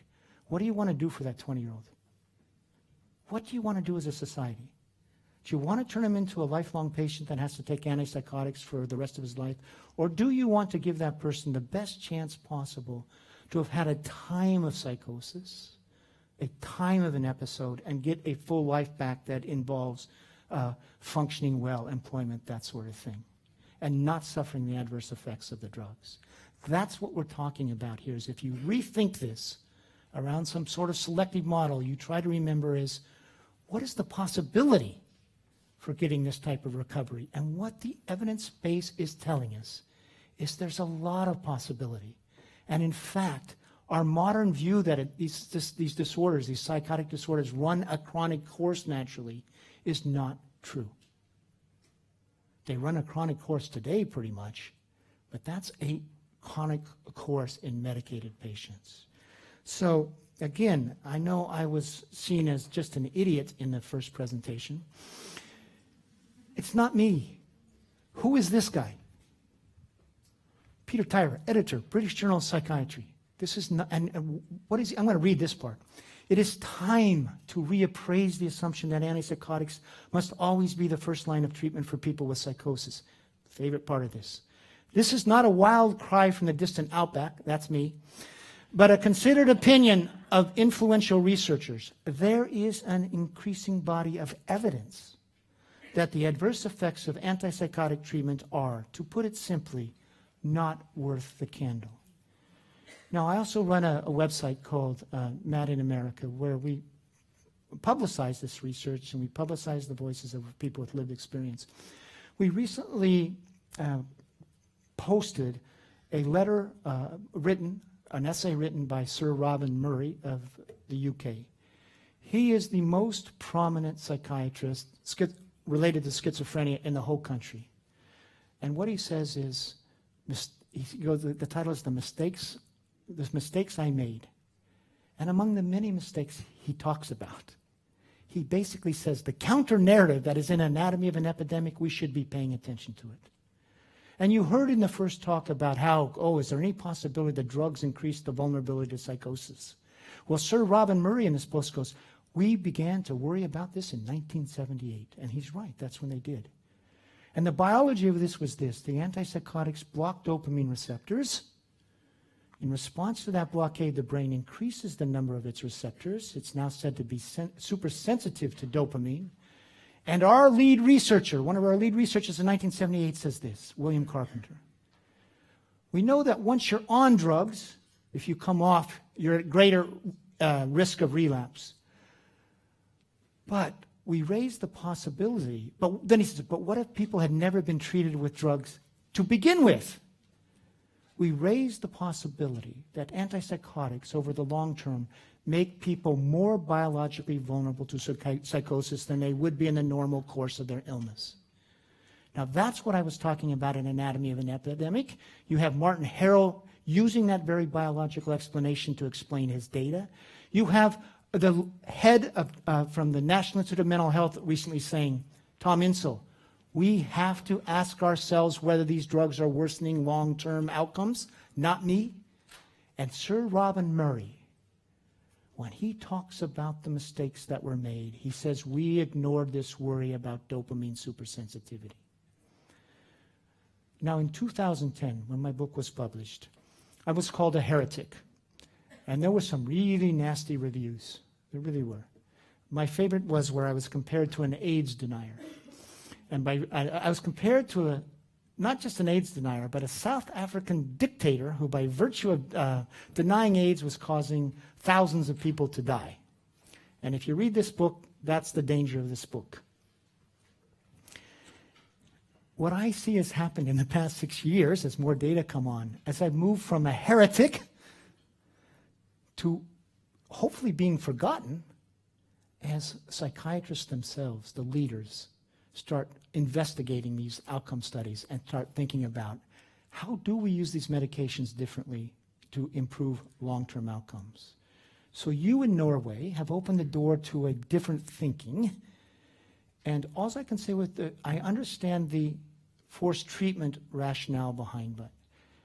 But as you think of what to do as a country, think as if, rather than even just medication-free wards, can you think about how can you use these medications over the long term to get some of these better outcomes we see in these studies?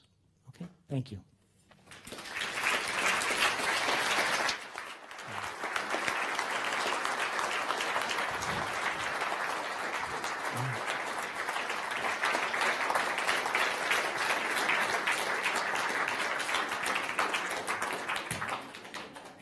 So, thank you, Robert Whittaker.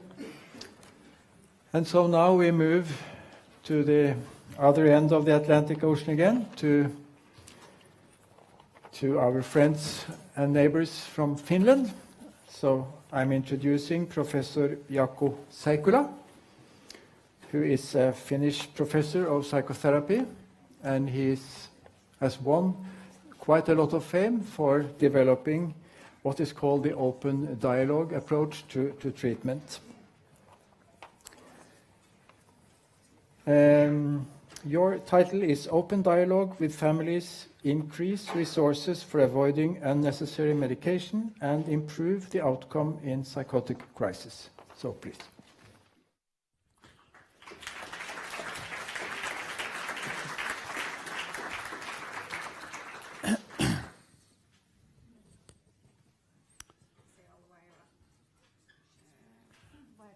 It's there. Yeah.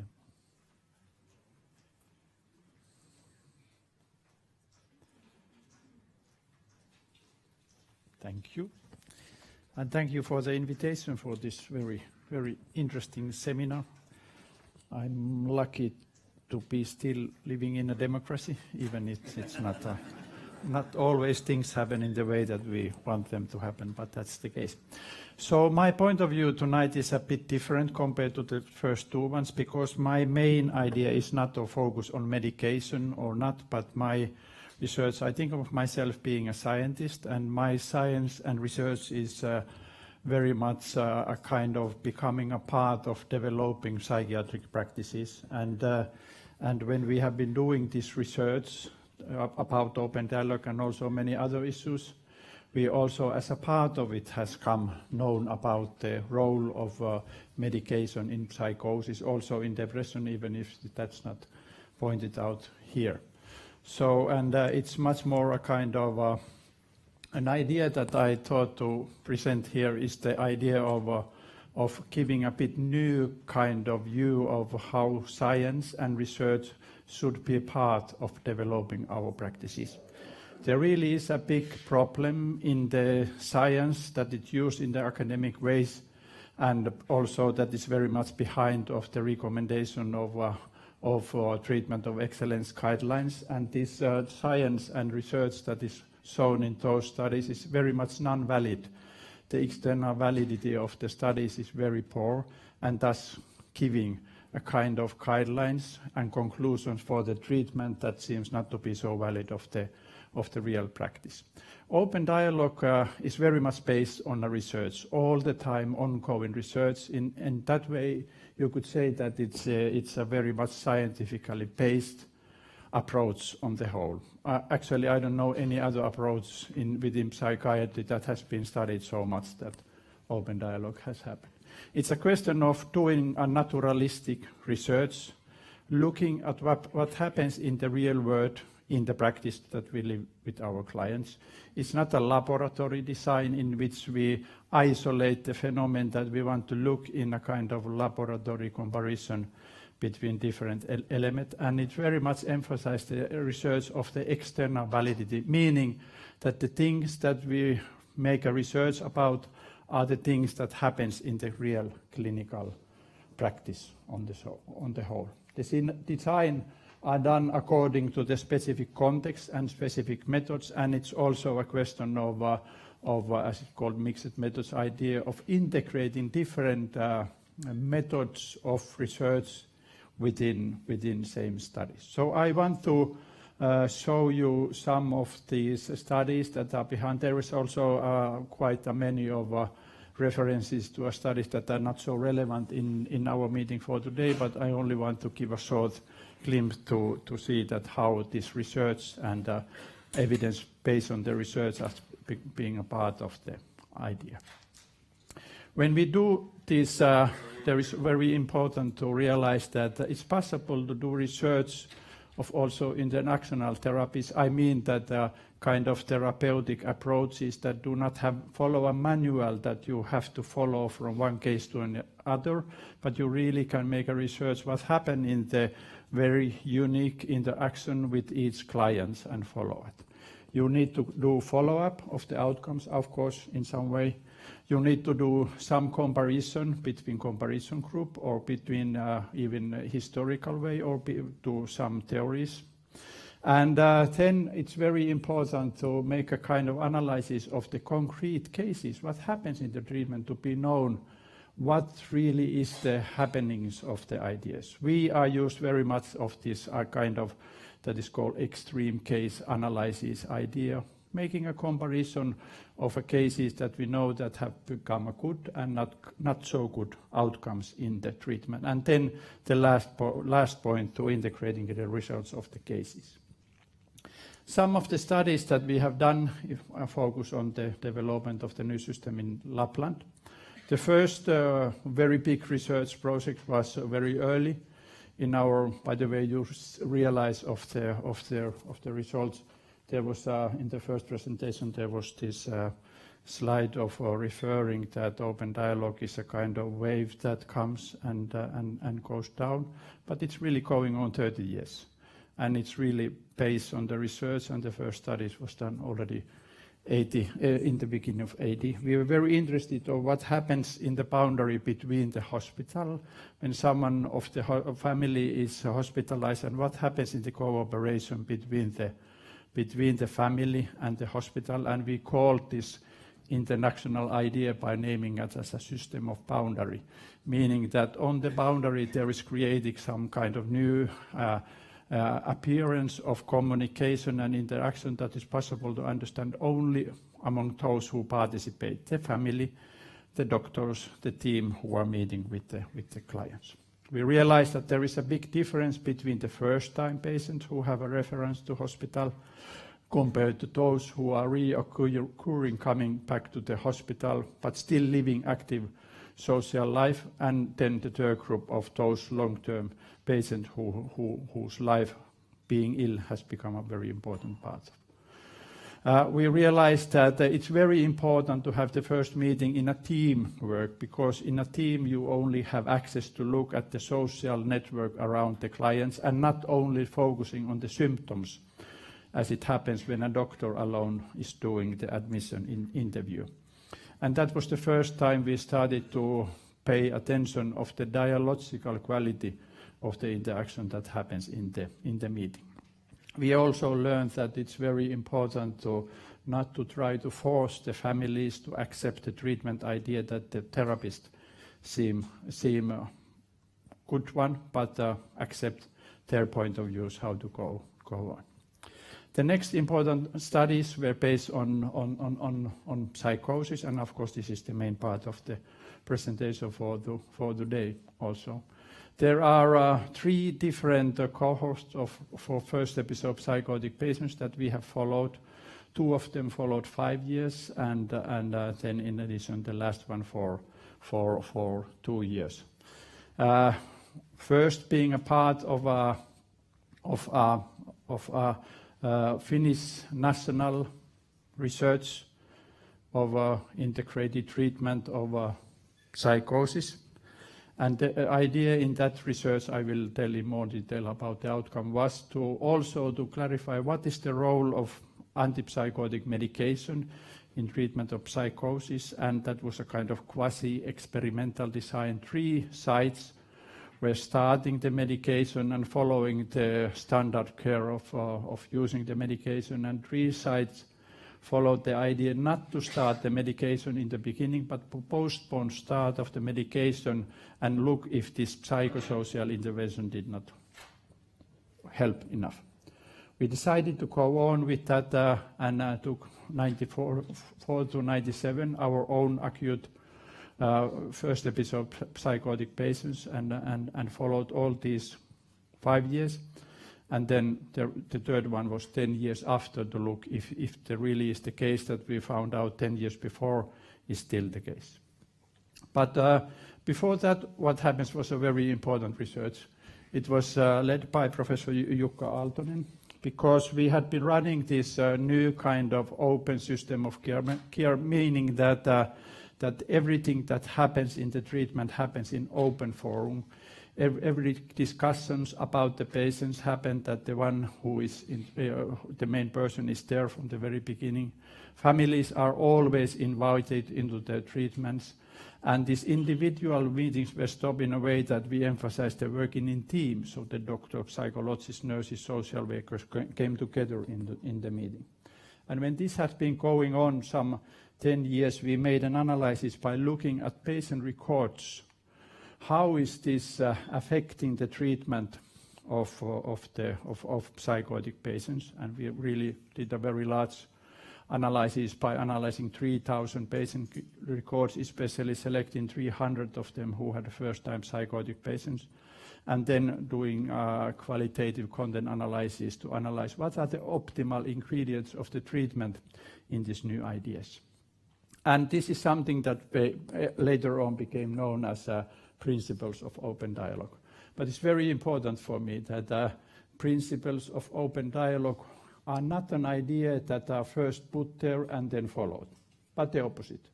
They are outcomes of looking what happens in the new system of care. And what we found out was that an optimal care seems to include at least 7 very important ideas. First of all, the optimal care should guarantee the immediate start within the crisis and actually having the first meeting within first day after the contact has been made. Secondly, it always should include the family, and we name it social network perspective because there is also sometimes reason to have some other part of the social network of the clients being involved. Every time, always. And the third point, it should be flexible, adapting to the unique needs of every client in a way that it integrates the different treatment. Open dialogue has not compensated any treatment methods. Medication, for instance, can be a part of the treatment if seen necessary. It should guarantee the responsibility so that the system is available for the family all day round whenever they need for help, and that they can be for sure of the help, that wherever they contact, they know that this contact will lead into a meeting with the family. We learned to stop to say to the family that this belongs not to us, you need to contact abuse clinic. So it was no longer possible to say that this is not our case, you have to go to another place, but really to start to work in a crisis. And in that way guarantee the psychological continuity going across the boundaries of different services by forming integrated teams. People could work together so that there was someone from the social care, someone from the outpatient clinic, and even some from the hospital, and this team could take charge of the entire treatment for as long time as needed. And then the 2 last points was that the idea for building up this kind of very intensive meeting was to increase the tolerance of uncertainty for the period of time in which there are no ready-made solutions or conclusions how to go on. And for that reason, the idea is to generate dialogue. The idea of the meetings is not so much to solve the problems, find solutions, find interpretation of meaning, but the idea of the meeting is to generate dialogue, to understand more how is this problem related with the life and things that had happened there. And this was also very much this was the first time that we were thinking with Professor 𝗀𝗺𝗿𝗶𝗀𝗺𝗏 that how could we name this idea, and then we came into a conclusion in 1995 that perhaps we could give a name as open dialogues to this system. That was also opening to see what is the importance of dialogical quality dialogues in the treatment, and there are many studies of the importance of dialogue, and that is very important. Of course, I could speak quite a lot about it because it's so important element. Realizing now, 20 years after, that this dialogical way of being with our clients, it's very different compared to the way that we are used to think when we are meeting with our clients based on our education and specialization and expertise. When we are experts, we know that we have some methods to use for the symptoms, for the problems, for the family interaction to make change. But when we are in a dialogical way with our clients, it's our task to become involved or be involved in the stories of our clients, and by our responses helping to have a new shared experience and idea of how to go on. There are many studies. We also have systematized a bit of this. For instance, in one study, we realized that this was a study that I conducted myself, and I made a comparison. This is an example of the 𝗀𝗺𝗿𝗄𝗃 outcome. We had an outcome of the people who came into the treatment because of psychosis for the first time, and then one idea was to look at what happens in the first meeting with the one who had a good outcome compared to those who had a poor outcome. And they were selected so that there was a pair comparison out of these cases. And it's very important to realize that those who had a good outcome, they have access to be active to define how do we deal with our problems. And that was much less the case in the poor outcome cases. So it was much more the professionals that were active in that situation. There was also a difference in the idea of symbolic language, and this is quite dramatic because in the poor outcome situation, the way of discussion was almost only discussing of the occasion and decisions and the concrete issues of the treatment, and not at all of what kind of meaning do we have of the misery in our life or of other issues. And also the last point that we realized that it's very helpful to have access, as we call dialogical way of being in the dialogue, that it's our responses that are the main parts of going on, and not so much that it's the professional who define what is the way to go on in the system. I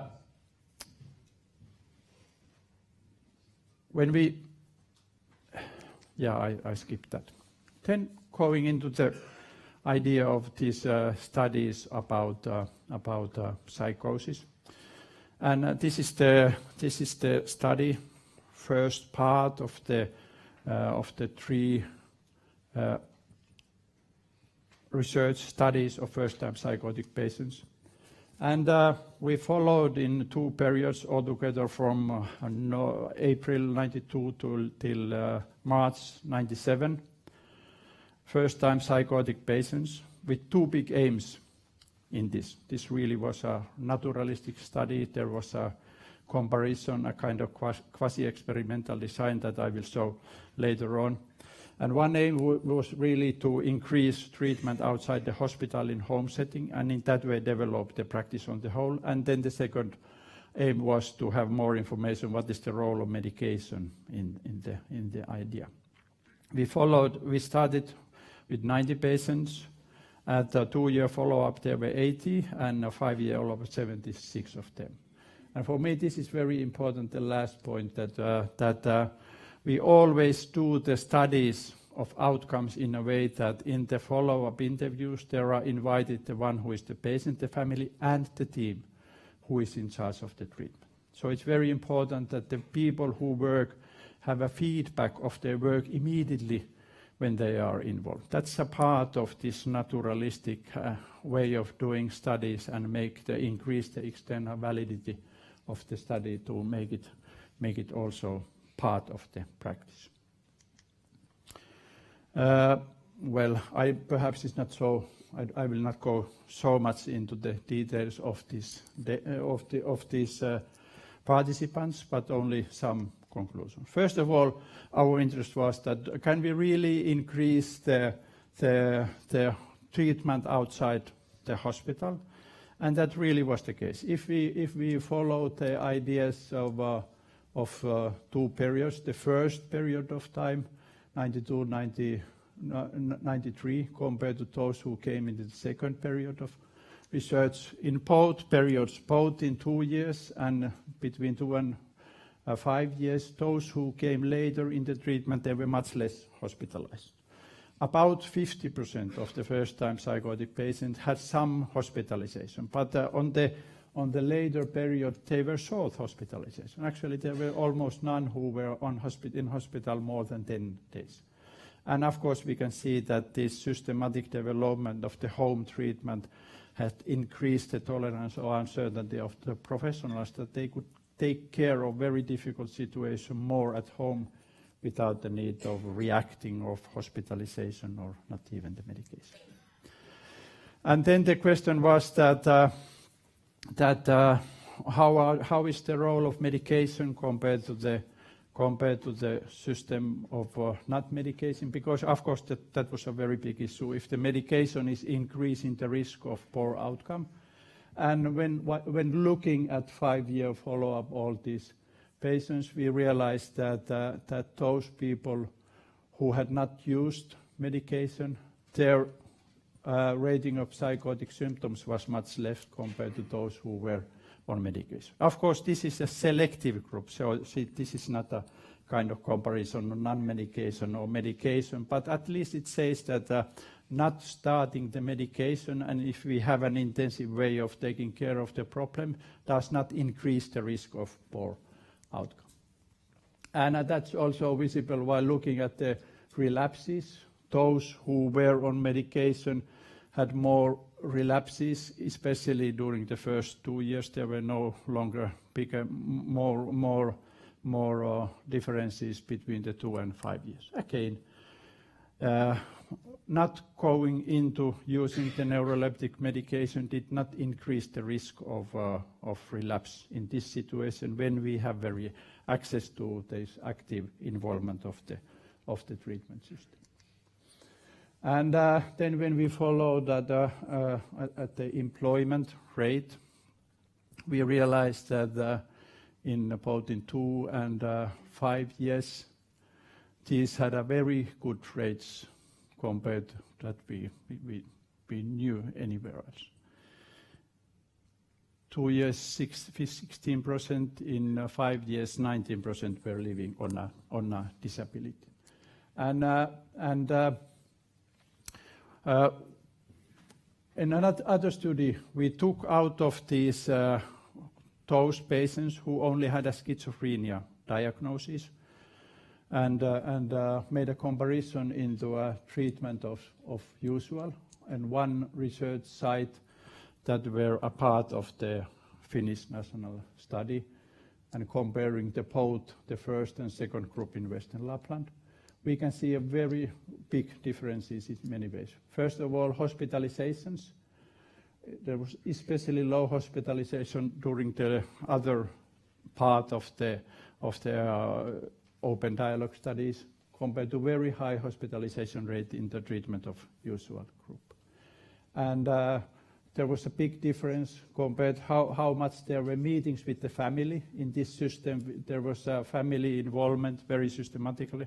Actually, only one family out of the 90 did not participate into the treatment meeting. So it was almost 100% participation of families in the system.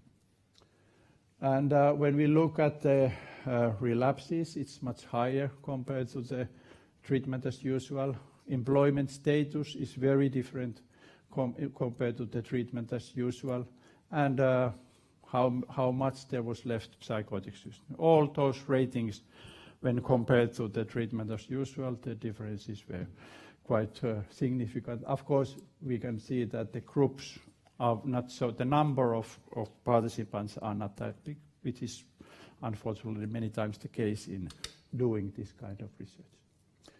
When we did not find so many studies who have done a longer term follow-up, and we took another study that was made in Stockholm, in Södermalm in Stockholm, in which they had followed 5 years' time people who came into the treatment 91 to 92, and there were found some interesting similarities and differences.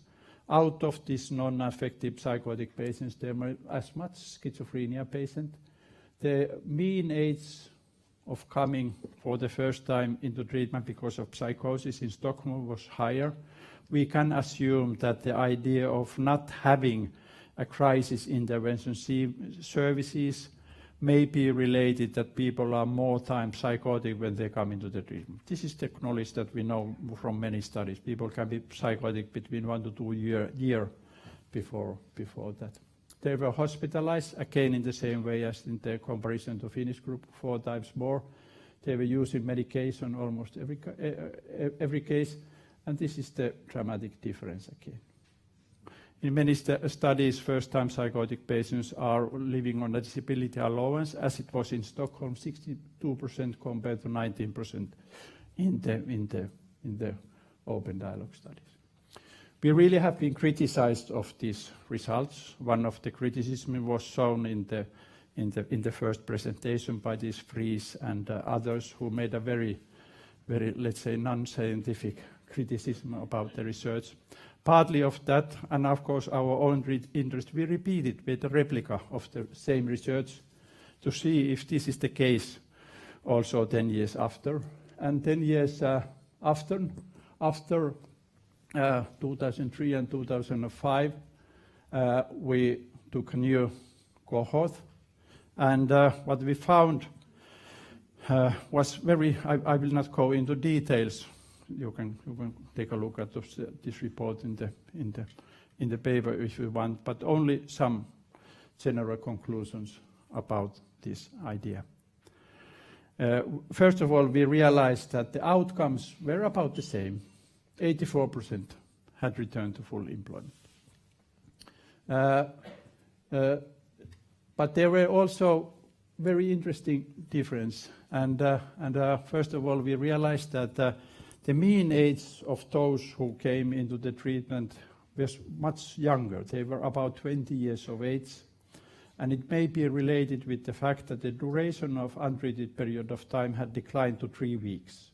It was in the middle of the 90s, 3.5 months, when this open dialogue kind of idea has been in function a bit more than 5 years' time. But now when we came 15 years after, it really had declined. So that it's a very good sign for systematic community care planning. If you have systematic access to acute coming into the care by acute teams and psychosis team, it seems that both the population learns to make contact earlier, so that people are no longer psychotic so long time, but perhaps also the professionals learn to make contact if they meet with a client who really need for help. And as a part of that very surprising phenomenon that we realized was that there were no longer, not at all, as much schizophrenia patients. When in the middle of 18, the incidence of schizophrenia was 33 new schizophrenia patients per 100,000 inhabitants. So 2003, 2005, it was 2, or a bit more than 2. So it really had declined into 1/10 as it used to be. And it's a very dramatic conclusion and different.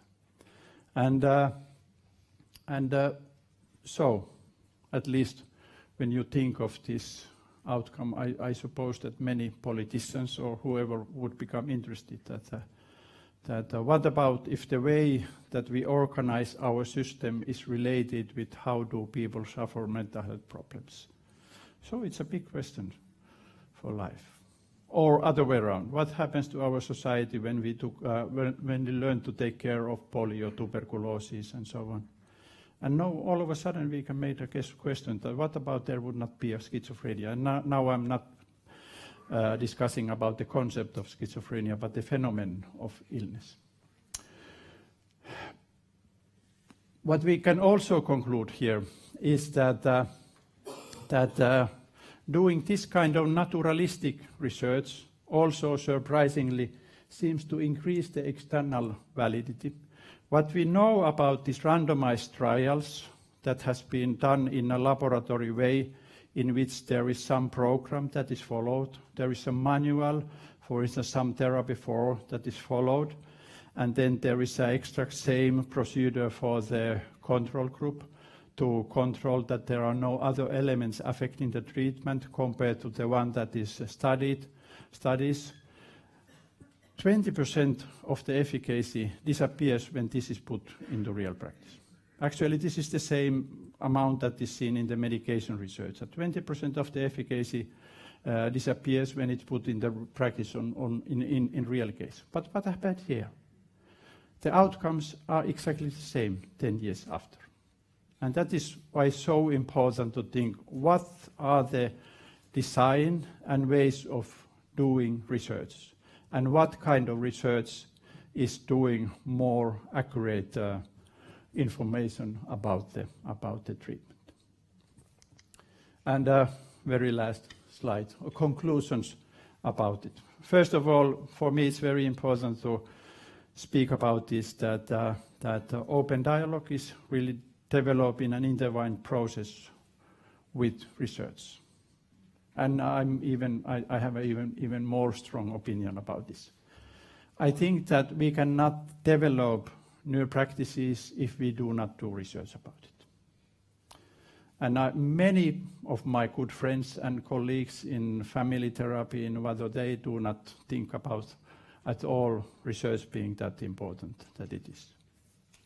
Then the other point is that to do research in a naturalistic way in which we come with the research in the real practice and follow what happens there. And of course we learn to take care of the problems that is caused by our own problems, because now we have own information about the situation, how it is. And in doing this way, the external validity of the research can be higher compared to empiristic clinical trials. And we can do, for instance, this research in a way that Bob was referring, that we can follow the non-medication group from the very beginning without an idea that we first have to medicate all and then withdraw, with this very, very unfair comparison of the medication on the whole. We do not need to define that the people are either medicated or non-medicated, but we really can follow the practice in which we select out of the clients who are in the medication or not. And then we can follow the same kind of idea if the practice is same a bit after. Of course, this is very important to realize that this is not research explaining that the outcomes come out, for instance, exactly the dialogical practice that happens here. That is not the idea here, but this is a description. We have an idea of the treatment, and then we can follow what happens there. This research is going on. Now we have actually this week submitted a paper in which we have first information of 20 years outcome of this first episode psychotic patients. It's very interesting. And our main interest is to learn more that what is the idea of psychotic experience in life. Of course, later on we will also have exact information of the outcomes, and if they have stayed the same. We already know now that they are about the same, but we have not reached all the clients. But the main interest is really to look what is this psychotic experience meaning in a very long term in human life. But, well, that was what I thought to share with you tonight. So, thank you.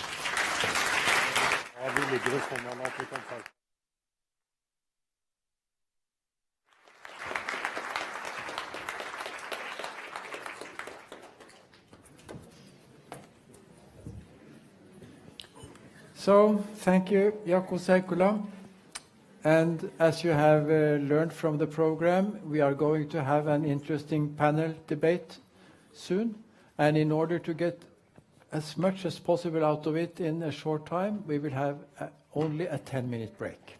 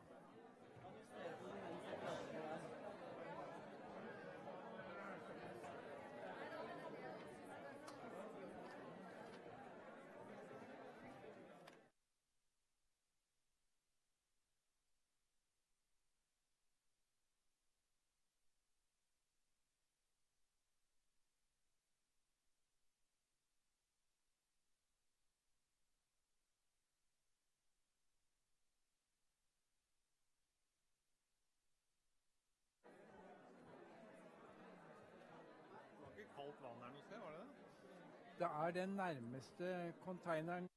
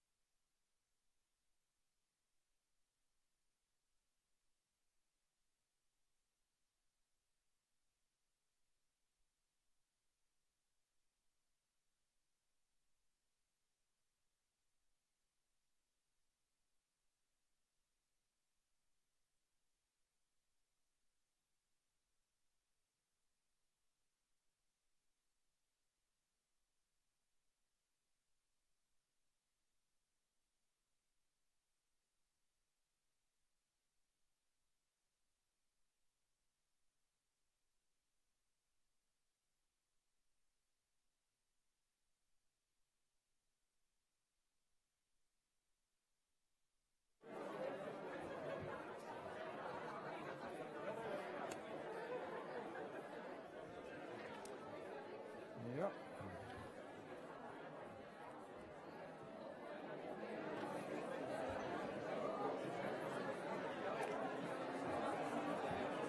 As you can see, the people in the panel have already found their places. So if the rest of you will find your places, we can proceed.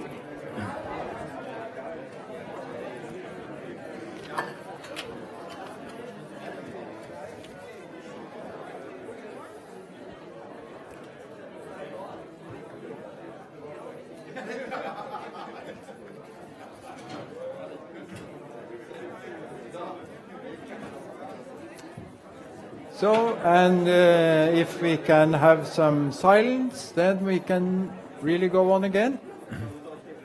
So please find your seats and let us proceed. First, I am happy to inform you that we are observed in outer space. Our technical helpers are informing us that there is lots of activity since this is streamed. There are lots of people watching and commenting and so on. So that's fine.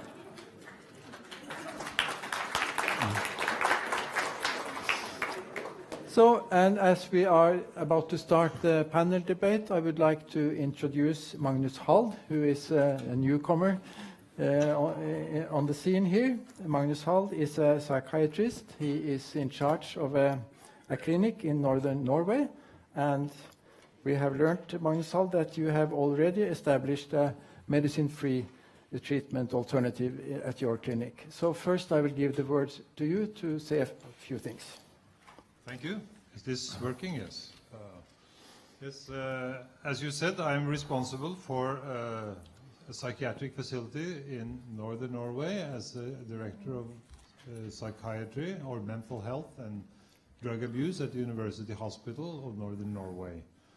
And we are responsible for psychiatric center services for Troms County and Ofoten, that's the area around Narvik, and also responsible for hospital services for Finnmark in addition to our primary catchment area, and we also have some responsibility for Nordland County, regional responsibility.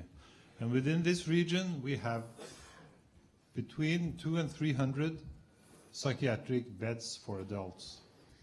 And now we're developing 6 so-called drug-free beds. It seems that this is something that some people think is very dangerous and very challenging. I think it is in very many ways. But I'm not sure if this really poses a danger to psychiatry, which I would really have hoped that it could. So to me, it's a very big challenge to develop this drug-free unit, not outside of psychiatry, but as a part of psychiatry, and a thing that, and a unit that relates to the rest of our service system. So I hope it will be possible for this unit to develop treatment programs that reaches far beyond this unit, because 6 patients, that's a very small unit, and it's very limited possibilities what you can do within this unit. So it's very important for me to develop this as a natural part of the psychiatry or the mental health service system that we have. And it's not going to be something that we develop on the side of it. So I would just emphasize that. And as I said, the main goal for this unit is to develop drug-free treatment programs or courses of treatment for individuals. And the basic idea here is that it should be possible for patients to choose not to use neuroleptics. That's the basic idea. And this should be possible whether or not doctors and other professionals means that that's the best idea. And so in many respects it's very simple, and we should of course be able to achieve this within the system that we have. And why haven't we? This is really something that we should think about. Why haven't we been able to do that? Although now when we're developing this, people come from all over and say, we already have this. But this is something that Fellesaksjonen really hasn't understood, and that this is always in place. And my experience is that this is not in place.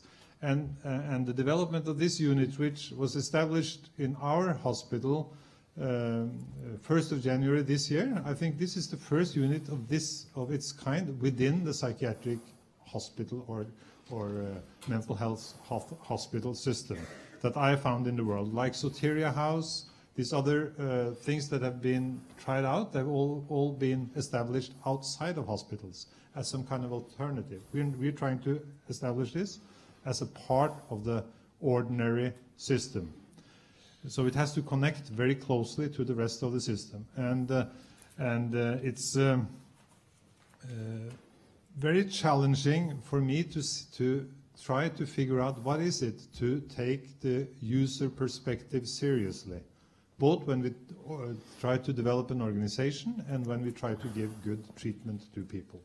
What is this? Some people seem to think that when you talk about evidence-based practice, that there is some kind of primacy giving to research, the research knowledge, which is an important part of evidence-based practice. But evidence-based practice is also experience and also the user's choice.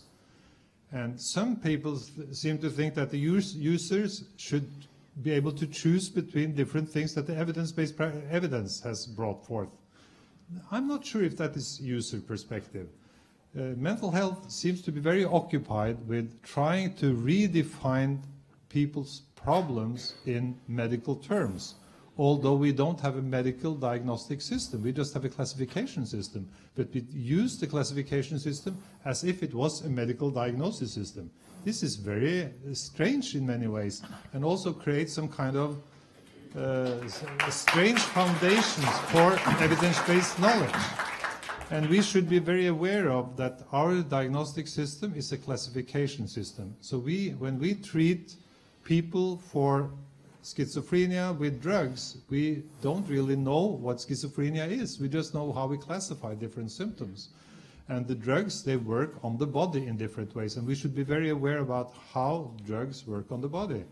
And I think it's and I think that the establishment of this drug-free unit in our place has really emphasized the debate about this. At least in where I work, I feel that, for instance, when you talk about what is defensible or justifiable, because we should only give defensible treatment to people, like you talked about. It should be, we should give defensible or justifiable treatment, 𝗙𝗵𝗻𝗀𝗻𝗄𝗵 behandling. And what is that? So we discuss, when is it defensible not to give drugs? Well, then we also get into discussion, when is it defensible to give drugs? And then people giving drugs, they say that, well, we always inform people very well. So I guess that Røssberg informed the patient that was taking 𝗙𝗵𝗻𝗄𝗵 that this might cause your bone marrow to stop producing blood cells, and you might die if you don't take your blood tests and are sure that you don't get an infection, and that this medication might reduce the white matter of your brain, and this medication might get you into risk of getting heart disease. So I think it's very good that we inform patients very well about all these problems with drugs. And I guess,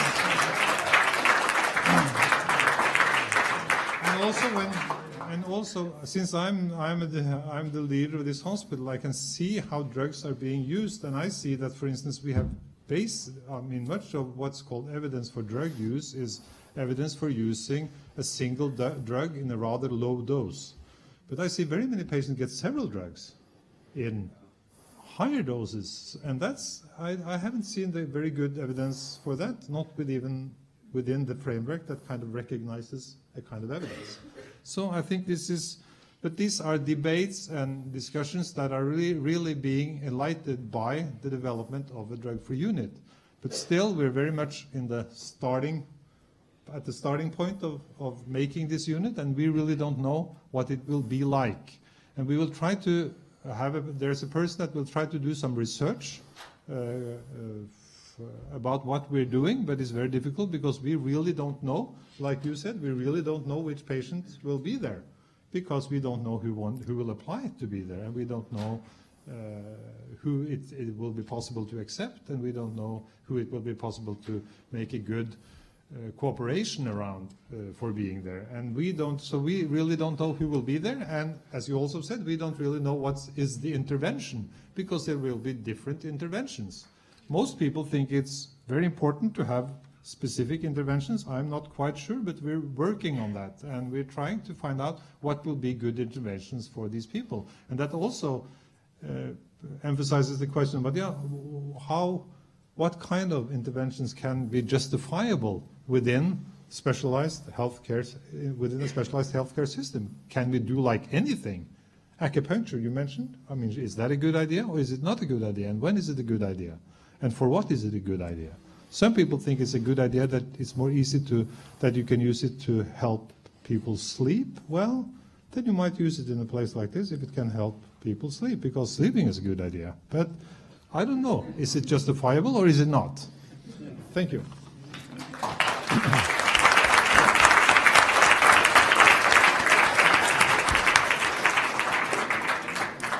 Thank you, Magnus Hald.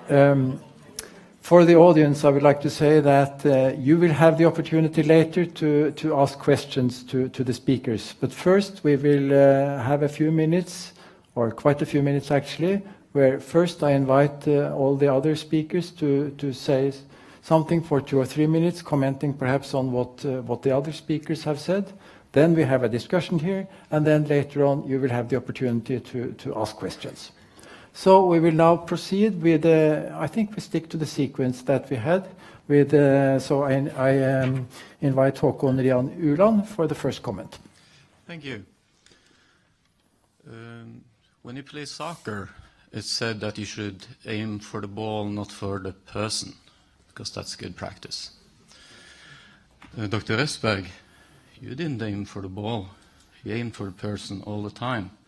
You cherry-picked statements made by people in Fellesaksjonen You characterized Whittaker as Trump, and I don't think this is a good way to talk to people. It doesn't. You didn't come across as a good psychiatrist. I was also told that the WHO, we are a group. We don't want psychiatry. We don't want psychiatrists. I'm the leader of VSO. I think we do want psychiatrists, but we want good psychiatrists. That is very important, and there's a big distinction. And what you did, it didn't show you as a good psychiatrist, I'm sorry. It showed you as a person who is not concerned with truth. There are so many falsehoods in what you said, it embarrassed me. And I feel I'm quite upset with your presentation. Yes. I would like to thank I would like to give you credit. It's quite courageous to sit here with this group and to present your views. That takes a lot of balls. So that's pretty good. Thank you.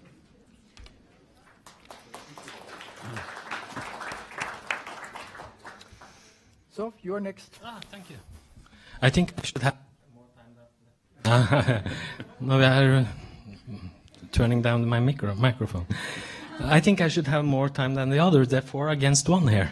So, but I had many comments to the previous lectures, but I think I start by commenting the last one. It was not me who characterized him as Donald Trump. It was James Coyne, a psychologist. So just that's said. But you said that the 𝗿𝗵𝗱𝗃𝗃𝗃 needs psychiatrists, and Magnus Wall, I think, said they need psychiatrists and psychologists. But if the patients, which we don't know who is, shall receive every treatment they want, as I heard Magnus Hall now, and what's the main aim of the Felix-action? Why do we need psychiatrists then? Why do we need research? Why do we need psychologists? If they are going to just say, I want that. We have several similar problems in the somatic. I don't know if you remember askavkok, mistletoe. That was a big problem at the 70s and start of 80s. The patients wanted it. Should we treat cancer patients with mistletoe?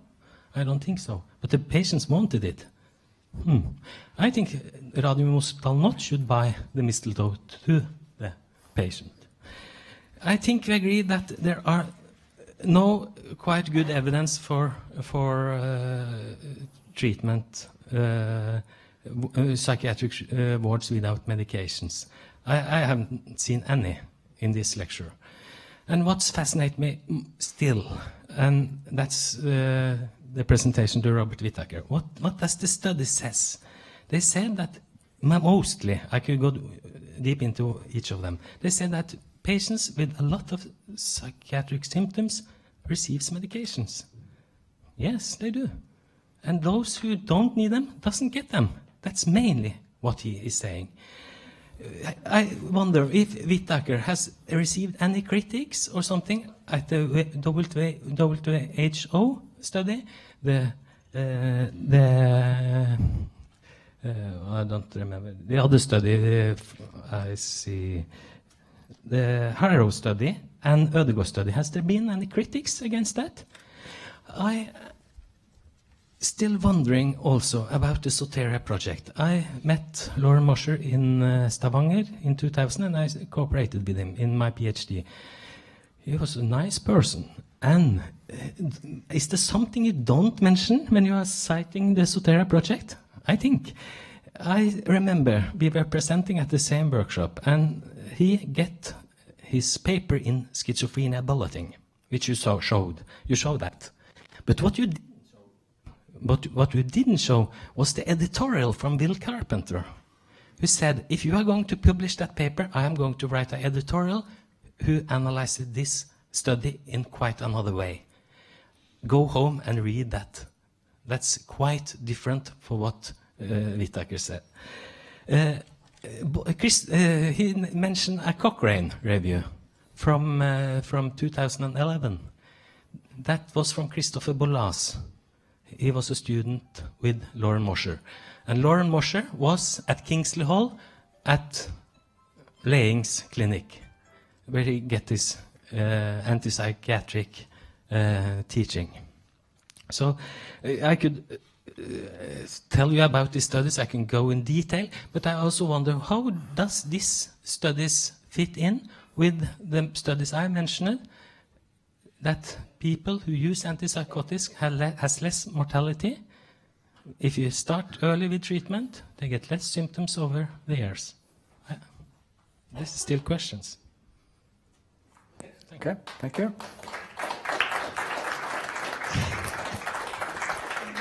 So, Robert Whittaker is next. Okay, I need an hour. No.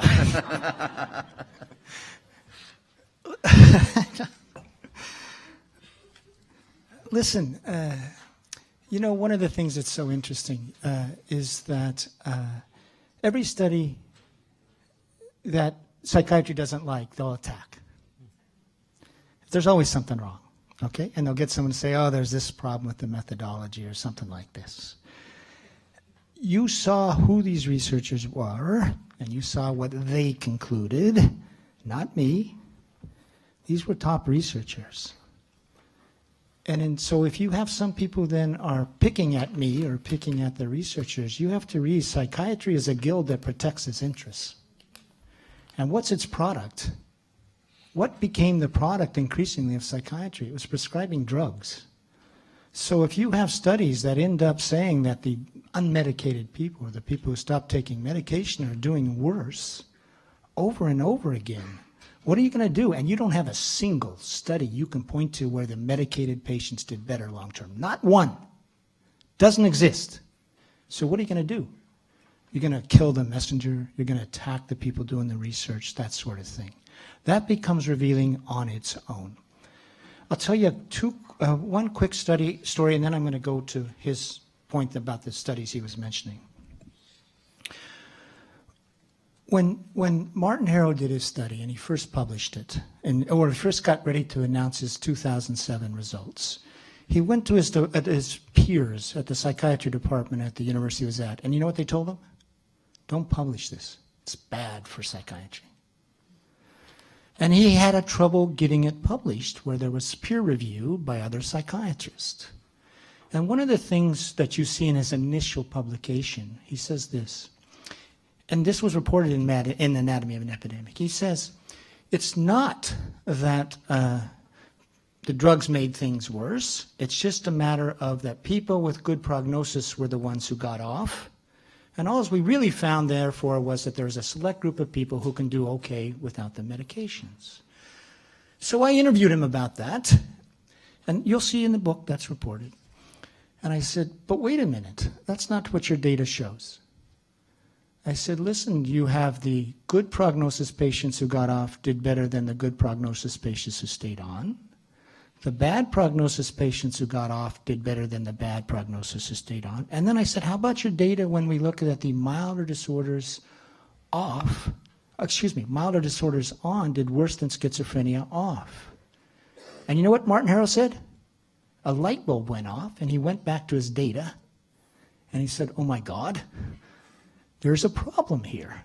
And now he even cites me as saying that he sees his data in a new light, and now he's questioning whether antipsychotics in fact make things worse. Okay, so my point is, why is it that every time there's a study that goes against psychiatry's interests, they just try to kill it? Rather than be open-minded and learn from it and try to get better care. Isn't that the goal? Now, in terms of the Tilhonen study about mortality that he refers to, that supposedly these drugs that cause diabetes and heart conditions and all lengthen lives. Believe it or not, I don't know if I'm supposed to say this, I was asked to be a reviewer of that study by Lancet. It's an 11-year outcome study. Initially, they had it in a way that if someone had been on medications for 20 years and was dying from, say, heart problems or obesity, and then got off 2 weeks before they died, that was attributed to being off medication. That's how they were grouping the deaths. So I said, Lancet, you got to reject this, because the question is about how about length of use and mortality rates for length of use. So go look at the study. Now, there is a group that supposedly never used drugs during 11 years, quite a number of patient years. It's from a Finnish registry, if we're talking about the same study. And that group that supposedly never used drugs, which is an older group, by the way, from the get-go, that becomes your baseline for saying, okay, here's the mortality rate over 11-year period for all patients, okay? And they say, look at the people on drugs, who basically are younger, by the way, had a lower mortality rate than that baseline. But you know, go look at that study. You know who had the lowest rate over the 11 years? The group that used drugs 6 months or less. But they didn't point that out. So in fact, what you see, if you look at the drugs with increasing use, you see increasing mortality rates. So the group in that had the lowest mortality rate over 11 years was the group that was on for 6 months or less. And Finnish people said, as far as people not taking drugs, there's all sorts of problems with that registry, et cetera, et cetera. They did it. But that study doesn't even show what it's said to show. How about the increased risk of suicide? We saw something about if you're off meds, it's 10 times the risk. Did you hear that today? It's often cited. You know where that study comes from? It comes from people released from a hospital who stopped taking the drugs for the first month. And you know, you're right. You come out of a hospital, you've been on meds, and you stop taking those drugs, you're at really high risk of suicide. That's true. But that's not a no-med state. That's people who've been hospitalized and put into despair, and often they don't like the drugs. And in fact, if you've been on the drugs and come off abruptly, you're in trouble. And a Danish study found that your risk of suicide after leaving a hospital is 44 times higher than it would be otherwise. That's not a fair comparison. My point is, so much of what we hear that derives societal care is this sort of data organized to support a practice that benefits the guild. And one of the things that you're doing here tonight, okay? Oh, and by the way, the TIP study, I think you're talking about the TIP study, which is the early duration study. It's not a study that compares no medication to medication. What the study does is it looks at people who got into care really early, I think it's like after 5 weeks, got medicated, and then we follow those people. And then the other group got into care like after 16 weeks of untreated psychosis, and they get medicated at 16 weeks too. There's no unmedicated group that's being compared there. What you're comparing is the somehow early treatment with antipsychotics compared to treatment that is initiated a little later with antipsychotics. Does that confer some long-term benefit? There's some questions about whether it really does at 10 years. But my point is, if you want to have a real study here, compare early treatment with drug or with a type of care like it's at Open Dialogue, which doesn't initially use it. That's a fair comparison. But you can't say that antipsychotics are effective when you don't even have an unmedicated group. Does that make sense? And really, finally, what, from my perspective, the Open Dialogue is a proof of principle of a type of care where you don't immediately use neuroleptics with anybody, and you start to sort out who can get off without being on the medication, and then who can use them just a short period of time, and then who needs them long-term. A selective use model that begins without initial use, but a lot of care. And you see these great outcomes that are now repeated at 5 years and 10 years. And I don't know if you noticed it with the comparison between the Swedish and the Finnish data. I forget exactly, but I think it was like 17% were regularly maintained on drugs with the Open Dialogue. And then in Sweden, it was like 87 or something like that. And the outcomes were so much better with this group. That's just that's like a proof of principle about doing things differently. I'm sorry, but sorry, went too long. Yep. Thank you. Yep.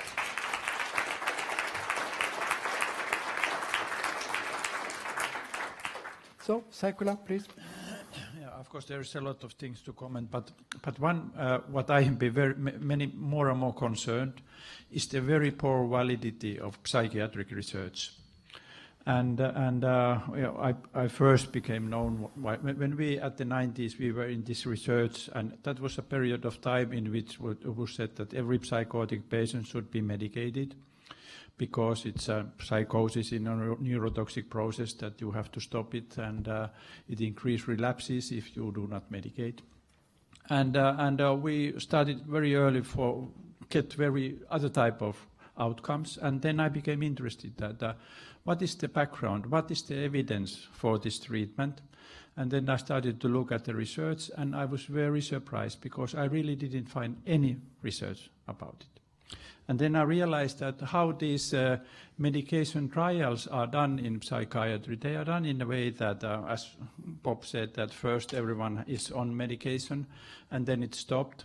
And then you follow 6 to 8 weeks about the decline of symptoms. And if there is a difference in the group means in advantage for those who have used medication, you made a conclusion that the medication is needed to prevent the psychosis. And this is very non-valid research. It tells nothing about the long-term outcome of the medication, and there are some studies showing that the difference that is between the groups in 6 to 8 weeks is no longer there when you follow the groups in 1 year, but in 1 year it really could be the difference. But all the treatment of excellence guidelines for schizophrenia, for instance in Finland, they refer tens and hundreds of this kind of studies with group comparison. And the second point, what is group comparison? You may have a kind of group comparison difference statistically, even if 70% of the population is under the same variation. So that those people who are having the drugs and those people who are not having the drugs, 70% of those could be on the same variation, and only 30% could be outside of the variation. And you make the conclusion for use of medication based on this 30% variation that may be after 6 or 8 weeks better compared to those who did not use of the medication. It's very, well, this is very shortly said, but the main idea of these randomized studies, empiricistic studies, are based on this kind of evidence. And then we come into the catastrophe that has happened nowadays, that when you follow, you isolate the phenomenon, and then all of a sudden you exclude all the other information, and now you are, as happened in the studies of Andreasen group, to realize that it is the medication that start to make change in the brain function and in the brain tissue. And it's very much background is that the validity of this research that is behind the recommendations in psychiatry is very poor.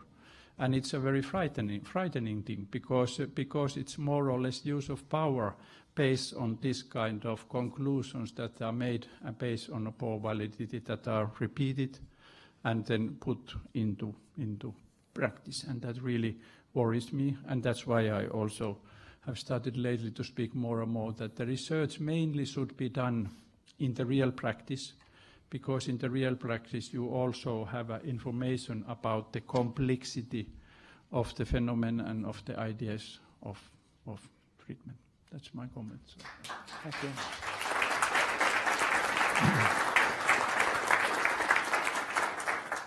So thank you all. In all fairness, I think, Røssberg, that you have a point. You are a bit alone in the panel, so I will give the word to you now. This is not working all the time, so I hope that they can hear me. I have actually a lot to say. I don't know where to start. But you have 5 minutes, actually. I have 5? Oh, let me start by saying that if we could find a psychosocial intervention without medication, that it was effective, I would embrace it with all my heart. I have researched psychosocial intervention for 20 years. But when this come up, that we should not use medication, I was, wow, that could be very, very difficult. To have psychotherapy with patients with 3 voices in their head, lots of negative symptoms. It's very difficult to get an alliance, a relationship, to work with the problems, etc., etc. It's very difficult. Ask Toni Morrison. He is the only one who has done a study about that. I have to state once more, we don't know anything about drug-free wards. We don't even know about side effects. You said that we should say something about Leponex and clozapine and the side effects of that. Of course, they are terrible. But what are the side effects of drug-free wards? Can somebody say something about that? We know that there are pretty much more side effects in psychotherapy that we used to believe, but we never measure it. That's a big draw. As I said in the lecture, it would be much more and a higher correlation if we took the number of psychotherapy sessions instead of medication and compared that with disability pension. So that's another option. But I have to admit, I think both the Morrison study is very interesting and the Van Drink study is quite interesting, but we have to be critical about it. We have to analyze everything. We do that every day at the university. We look at the data once more. We don't say, oh, no, we don't trust this because it got the other way around. In fact, I think all my colleagues, if they have found something very interesting, they will follow it for everything it was worth and work day and night. So that's okay to the open dialogue and need adapted treatment. It started in 1960 and still there are no good studies. I sat and looked at the comparison between Stockholm and Norway Lapland. What was the difference? What was the similarities? How did you diagnose them? That's questions which are very interesting. I hope you believe in diagnosis at least. They have many faults, I know that, but that's for sure. But Van Drink study, I think, also is fascinating. They show that by reducing and low doses up to 7 years, they get better functional outcome. And that's quite interesting. Maybe you have used too much antipsychotic in the follow-up. But one interesting finding is also there. 80% of those who should discontinue or stop, in that group, 80% used medication. That's much more in the TIPS project, where 65% at 10 years used medication. And that's quite interesting. They used actually more of the patients used medication than in the TIPS study. So it's not like that everyone should have medication. And we have known since Kreppelin and that some of the patients could do fine without medication. That we know. But since we don't know who they are yet, we have to say advise to take for all of them. We don't know who will have an effect of it. And it's another thing, I think, I think I can come back. Okay, so a few more comments from the panel before we open to the audience. Who wants to go first? You're quite concerned with studies and solid evidence. Could you tell me where in the brain does the psychosis sit? Where is schizophrenia? And what are the exact mechanisms of antipsychotics that treat this thing somewhere? And how do you, what objective test can you use? What blood work can you set up? What CAT scan, MRIs can you use to see, oh, there's schizophrenia or psychosis?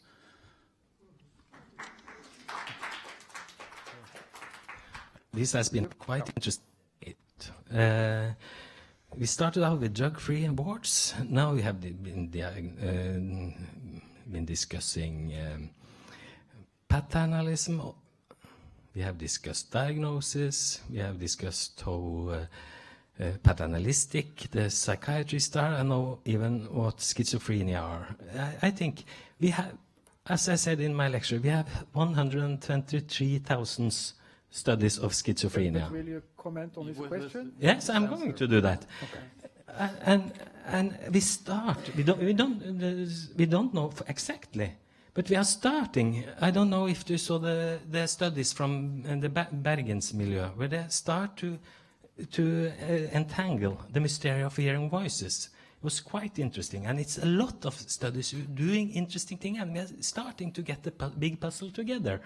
It's not that doesn't exist. We start, and we have a long way more to go. Okay, Seikkula? Just a comment. For 60 years you've been treating with antipsychotics, and you still don't know what you're treating. That's very interesting to me.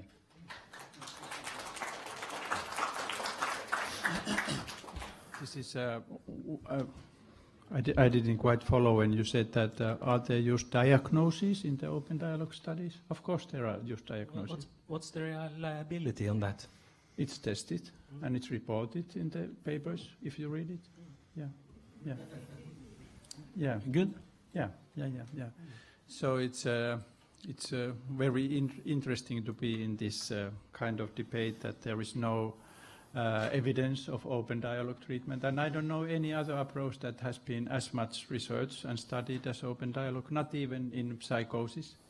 And it's you try to avoid seeing things that are there available, and perhaps it's very much a question that if you are taught as a researcher only look of this very narrow point of view of the research, you try to exclude everything else, even if that other things would be much more valid for the idea of treatment.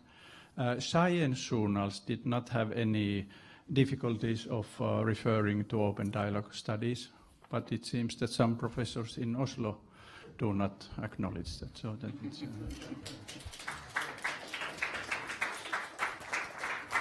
Okay, thank you. Now I would like to turn to our very patient audience and invite you to come forward with a few questions or comments. And as we have only about half an hour left, there's no time for extensive speeches, so you have to restrict yourselves to short comments or questions. And 𝗀𝗵𝗏 will hand over the microphone. Let's see where the first hand comes up.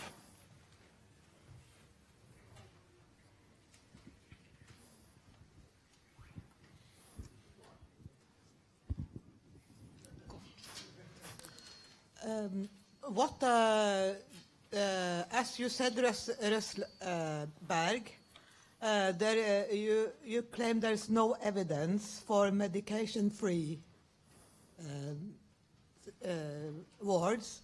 But now, when a place in Tromsø is open, in Sita at the 𝗀𝗿𝗶𝗀𝗵𝗀 Recovery Center tries that, several other places are open in the official there you can get an excellent basis of research when the wards are going on. There you get your research material, and then you can compare with ordinary units. Thank you. Yeah.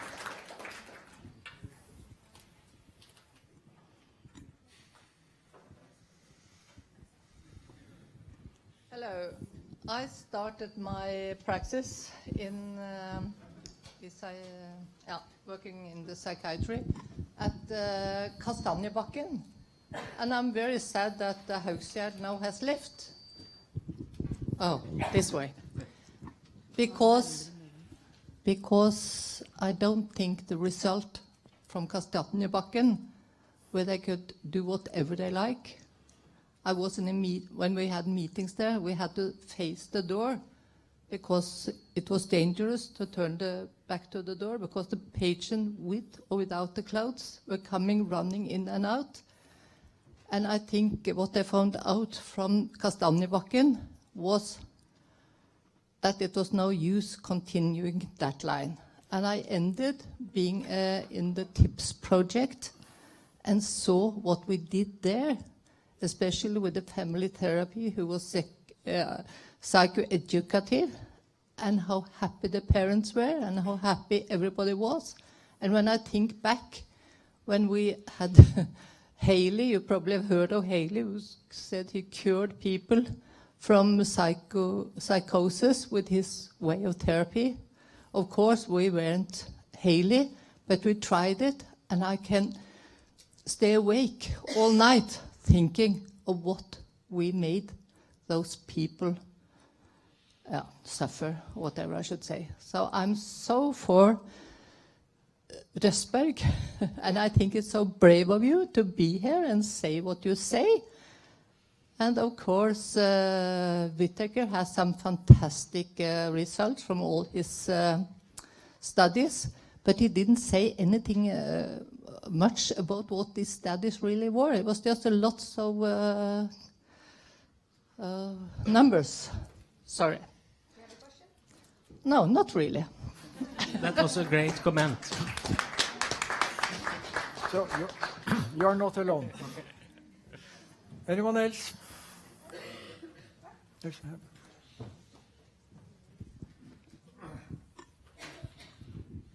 Rønnaug Stensrud, I'm an occupational therapist. I wonder, how do you define psychosocial intervention?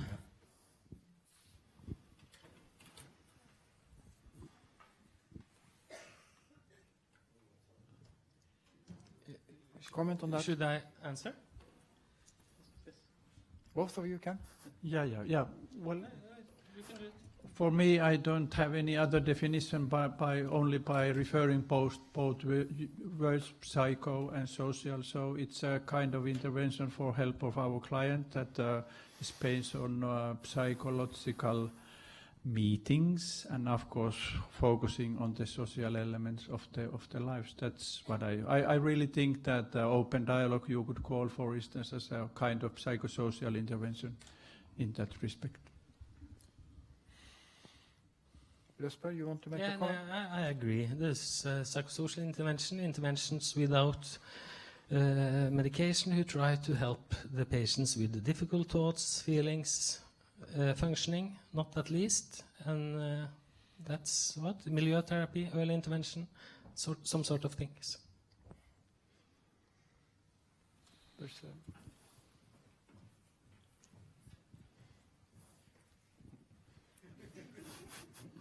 Vi så det. Thank you. Thank you. Yeah, my name is Elke Landeweer, and I'm working here in Oslo as a researcher, but I'm original from the Netherlands. And in the Netherlands, we have a slightly different history. That involuntary medication is by history thought of as more severe than seclusion. So we had a lot of debate on how to deal with aggression in mental hospitals. But I understand now that here in Norway it is slightly different, and I get the impression that almost all patients who are admitted in the hospital with severe mental illness are getting medication. So what do you do with patients who are psychotic and don't want to take medication? Are they automatically receiving involuntary medication, coerced medication, or do you send them home?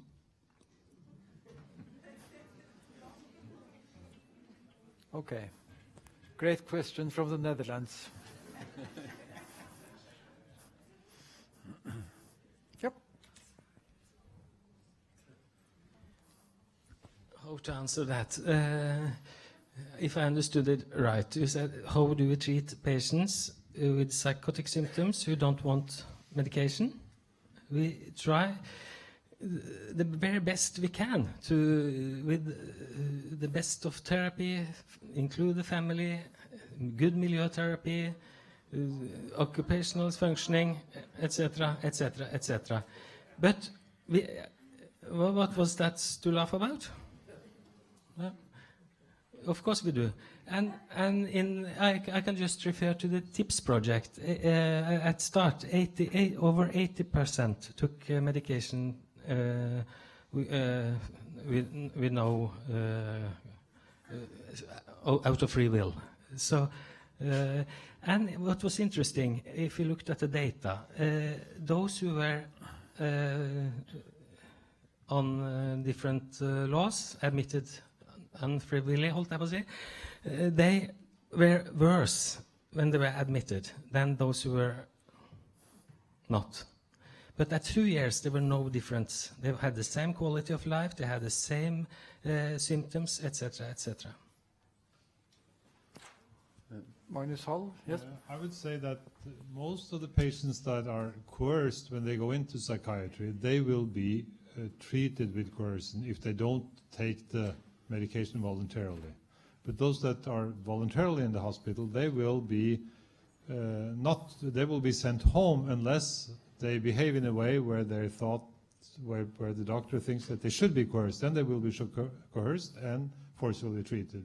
And then there's also the question about when do you, the difference between coercion and taking things voluntarily. And that's been an important thing for the Fellesaksjonen and for the drug-free treatment place, is that we should not only, people should not only be able not to choose drugs, but they should also not be talked into it.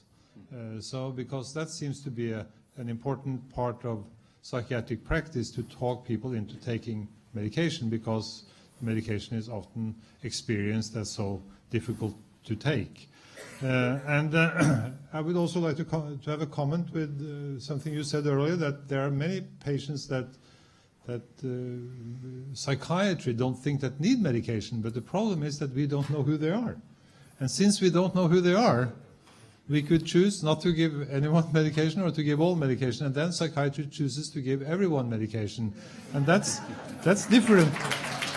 And I also think that's very different from what you said, that those that don't need them don't get them. You said that earlier. Those that don't need them don't get them, referring to neuroleptics, because we give neuroleptics also to people that we see that they do not get better with their psychotic symptoms, but they still keep getting neuroleptics. So when I look into the patients in our clinic, I can see that people that are chronically psychotic, they still get neuroleptics. So how come they get neuroleptics if they don't get better? And there's also a question in this: they don't get it if they don't need it. Who decides who needs it? And that's an important question. And I think that's a difficult question, because sometimes it's very difficult to say who should be able to express a view on this. I mean, when should the doctor be able? When should the patient be able? Generally, the patient should be able to decide this for him or herself. But and I hope that developing a drug-free program will make that more possible, because I think that we experience now in the psychiatric service system that if someone comes in with a lot of psychotic symptoms, that we have to try drugs in a way, and we have to help the person try drugs. I think we have to debate about who should be able to decide. I mean, who should make this decision? That's I think it's a difficult question. And I would just add a last thing, and that is, I don't mean that like anything goes, but I mean that these are problematic issues, and I think it's very good that a drug-free program kind of highlights these issues and makes all these discussions, because I think that's important by itself. Okay. So there are two panel members who will make just short comments, and then we'll go back to the audience. Short comments.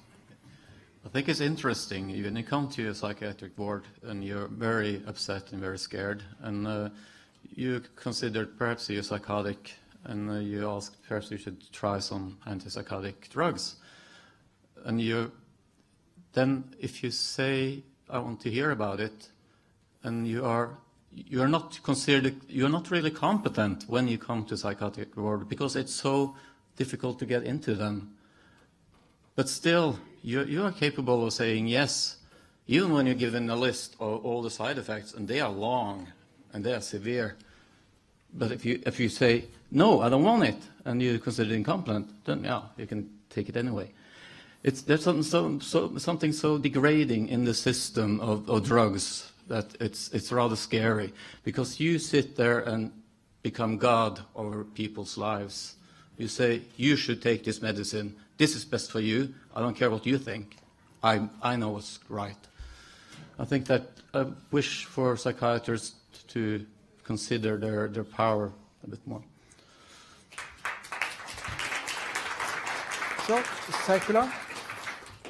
Yeah, of course I understand, because we are here for discussing the drug-free services, so that this is a main issue to discuss about. But in my mind, it's also very important to have in mind that to look at the medication issue as a part of the entity of the treatment, and what concern, for instance, open dialogue. It never has been a kind of non-medication idea. That's not at all the main point. And for me, the main point is not to think that you have to stop medication and then doing something else, but it's the opposite. You need to have a, let's say, a kind of psychosocial, very active psychosocial way of helping with people, in which medication can be a part. And what our results show, that if you have that, then you have access to decline the role of medication. There is a risk that this medication issue becomes a kind of too big, that we only discuss about it, if it is medicated or not medicated, and that's the problem. And that's, of course, how the research are done,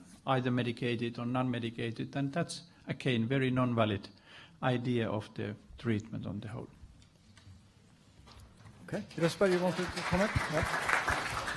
A lot of questions. I want to say another thing. I wonder if the 21 million Norwegian kroner you are using on the 6 drug-free wards in northern Norway, could we use those differently?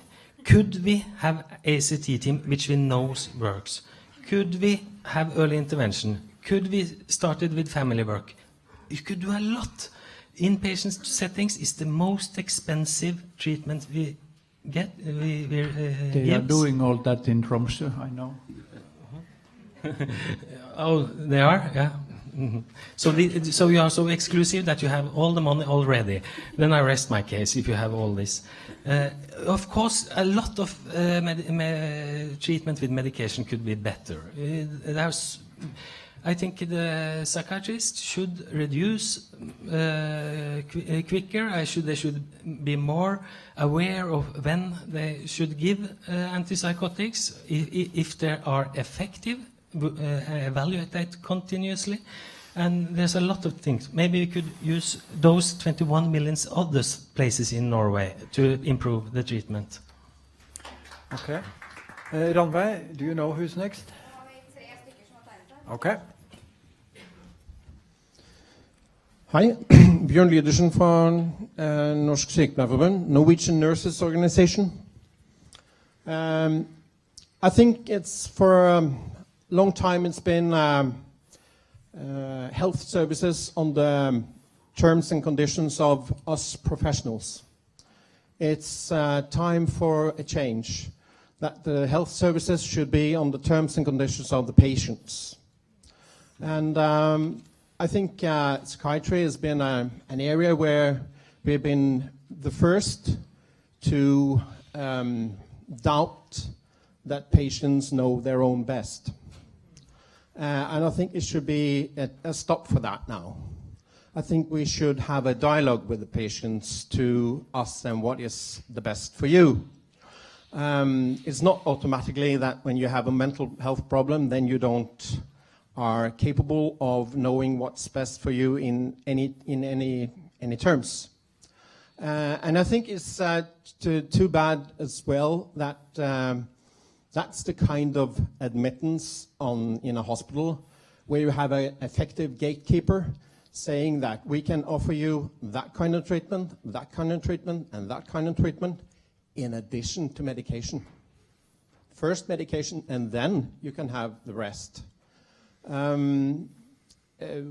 It's right that we don't have very much research on the effect of medication-free units, but we know also that the effect, the quality of the research on the use of medication is very doubtful. The same medication would probably not be accepted as for use if the efficacy was the same on different somatic illnesses. When I hear here then that it's the way of debating is to laugh at people. I don't think that's the right thing to do. I just wanted to say that the Norwegian Nurses Organization, we have a political platform on mental health, amongst other political platforms. And one of them is, we know that many people say they have good effects of medication, and that's fine, that's very good. But our point is that we want people to have a choice, a real choice.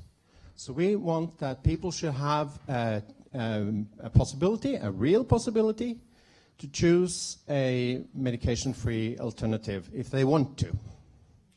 So, my question would then be to Røssberg, the laugher, when we speak of the health services on the patient's terms and conditions, pasientens helsevesen, what is your definition of that? Would that be to what kind of accept would you give to a patient's wish to what kind of treatment he wanted to? I could say to the Dutch lady here, my impression would be, if you come to a ward, we do whatever we can to persuade you to take medication if you say you don't want to. Would you do that, or do I mistake you? Thank you. I need to answer that. I did not laugh. I said, what? If you think that the antipsychotic medication now is so bad that it wouldn't be approved, if I heard what you say correctly today, that's quite a misunderstanding. I think they would at once get approved for showing improvement in symptoms. What I mean about the patient services, I think I said that quite clearly in my lecture. I think the patient should choose whatever they want, what they think is best for them. But I also think we should not have an evaluated treatment in the official health services. That's my opinion. Okay. Before I give the word to Einar Plyhn, stand up Einar, I think we should give Einar a big applause because he has made this conference and got all these people to come here.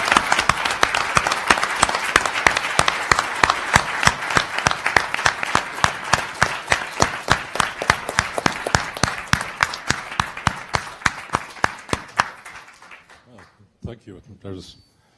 There are many more than me that has made this conference possible, but thank you. I have a question for Røssberg. Do you consider your talk here today as evidence-based? And I ask this question because listening to your talk, I got quite confused about what you mean by evidence.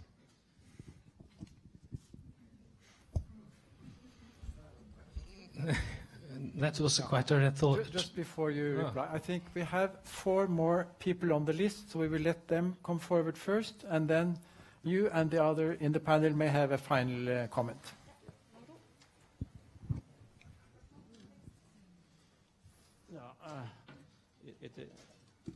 I am Per Oren from Aurora. We want to try to stop the way the psychiatrists make decisions about medicine practice by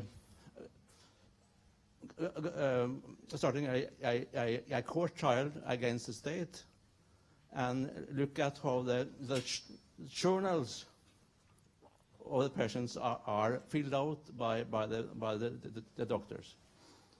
We think we hear that there are so many lacking things in the journals that our lawyer will try to address this problem. And hopefully if we get enough journals from you, you may approach us with your case, and if your journal has very lacking, that is, it is not made according to a modern concept of health practice that we should have in our country. If you think your journals and your decisions about medicine have been wrong, come to us and with your case, and we will look at it. If it is good enough, we can use it against the state. Okay, I think you made your point. Thank you. Okay.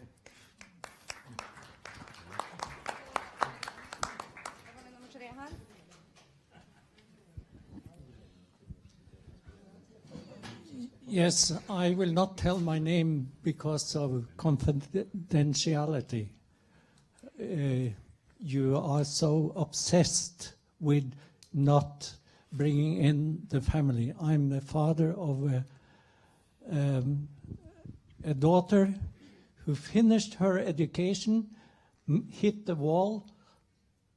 On the second consultation with a psychiatrist, she got neuroleptics. And 2 psychiatrists have now said this was terribly wrong.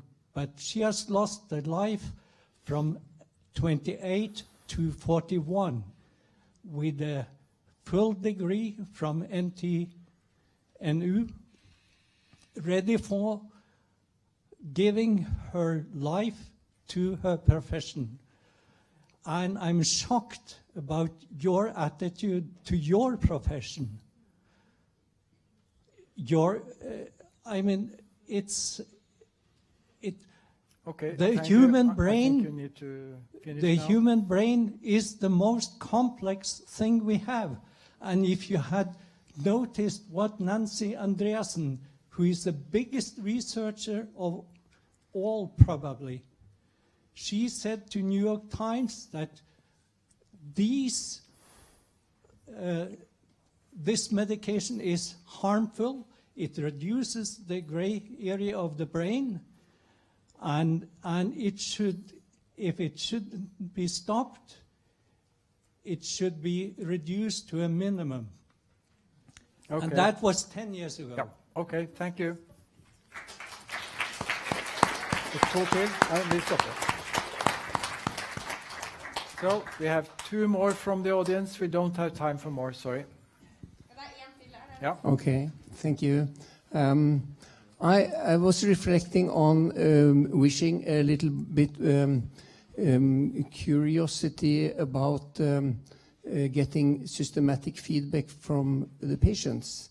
I think that there are some trenches here, and I'm a little bit saddened to that polarized debate. So I think that systematically asking the patient, even if they have some persisting psychotic ideas, on how may we help you? Has this treatment been useful? And to make a more coherent evaluation of functional results, and to monitor this more systematically throughout the mental health services. Thank you. So, last comment or question from the audience. I'm Peter, student in dentistry. I have a question for Røssberg. You seem, like Ueland said, quite concerned with studies and evidence. Throughout Whitaker's lecture on the basis for antipsychotics for schizophrenia, it's a very lacking scientific evidence. Do you acknowledge that, or do you still deny it? Okay, thank you. So now we have a few minutes left, so the panel members now have a chance for a last remark. Who wants to go first?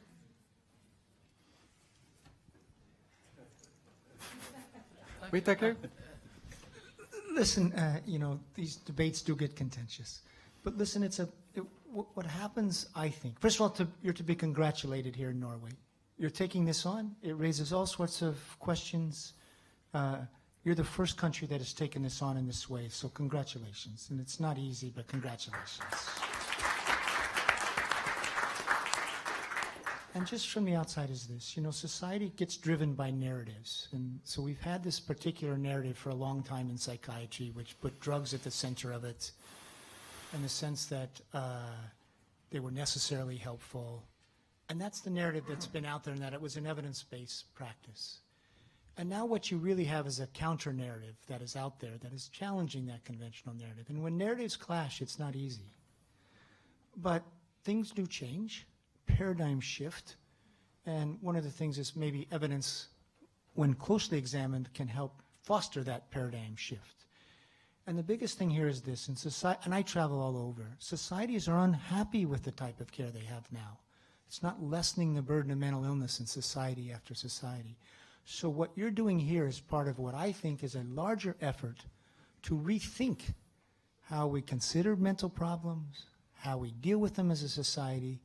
We've had one paradigm, it really hasn't worked. We need a new paradigm, and God bless you all, because you're here tonight in part of the struggle to see what should the future be like. And that's a really brave thing to do.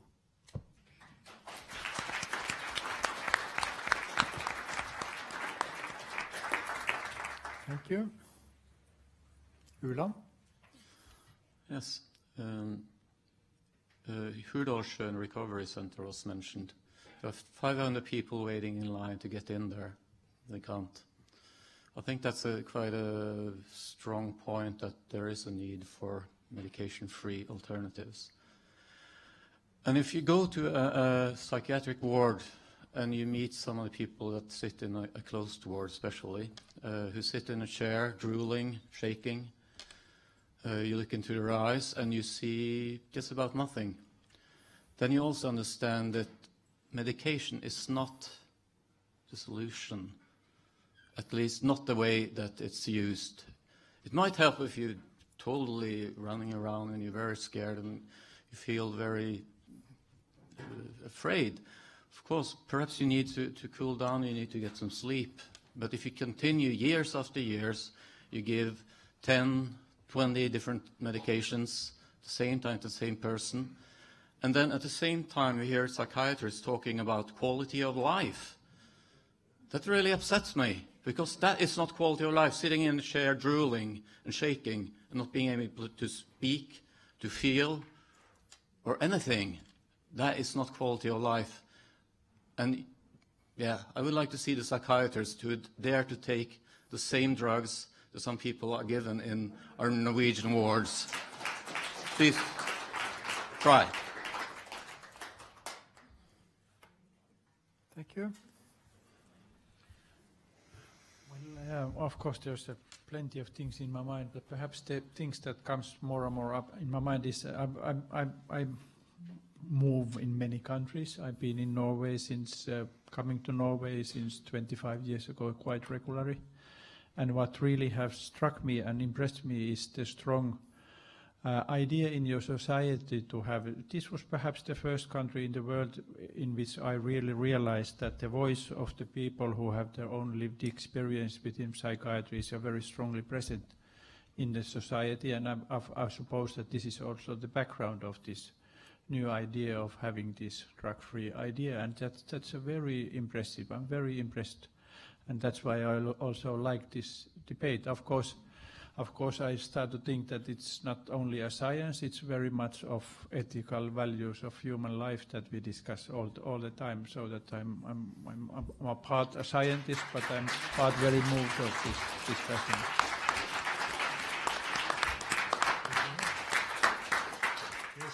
I would agree very much with you. The ethical questions around this are very central. And I would also say that we are trying to develop some research that can follow the development of the unit that we have, but we still don't know if we'll get money for that. We hope we will, and there's a big interest in trying to develop some research.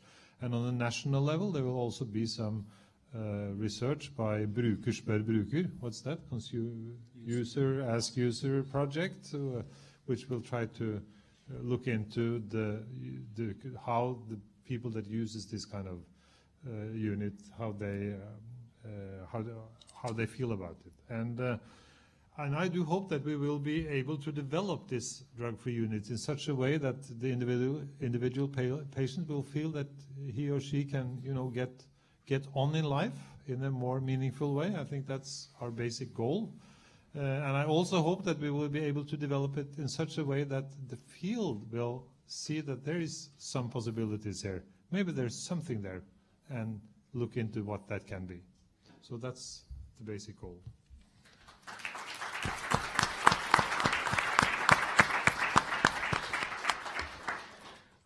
I think we all have the same goal to make the best treatment for patients with psychosis. I doubt that, but we disagree on how to do it, I think. What I think was missing here is you have misunderstood me if you don't think I mean family work and psychotherapy is important. I worked 20 years to try to increase the use of family work, so that's extremely important. No, that's I've written about 15 papers about it, so that's a little. No, and I think the systematic feedback is very important. We have to be much better to, does this treatment work? Or if it doesn't, we have to change. We have to do something else. That's very important, and I think that's one of the biggest issues we have to be better at. But what I want to tell is when I raised this debate in June, I was so eager and I was so occupied with psychosocial intervention. I have been researching that for so many years, and that's where my heart is.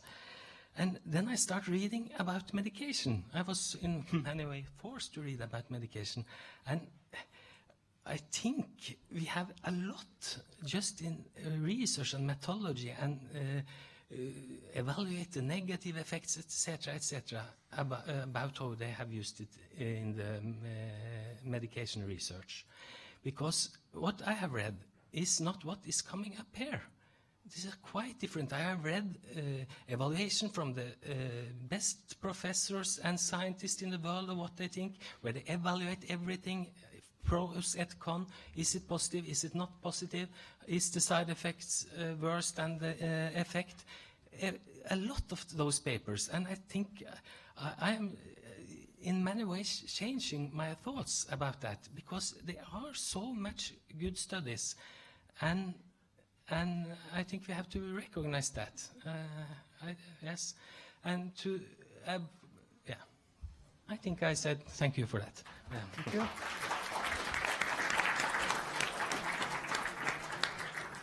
So a great thank you to our speakers and for the panel discussion, and thank you to the audience. Good night.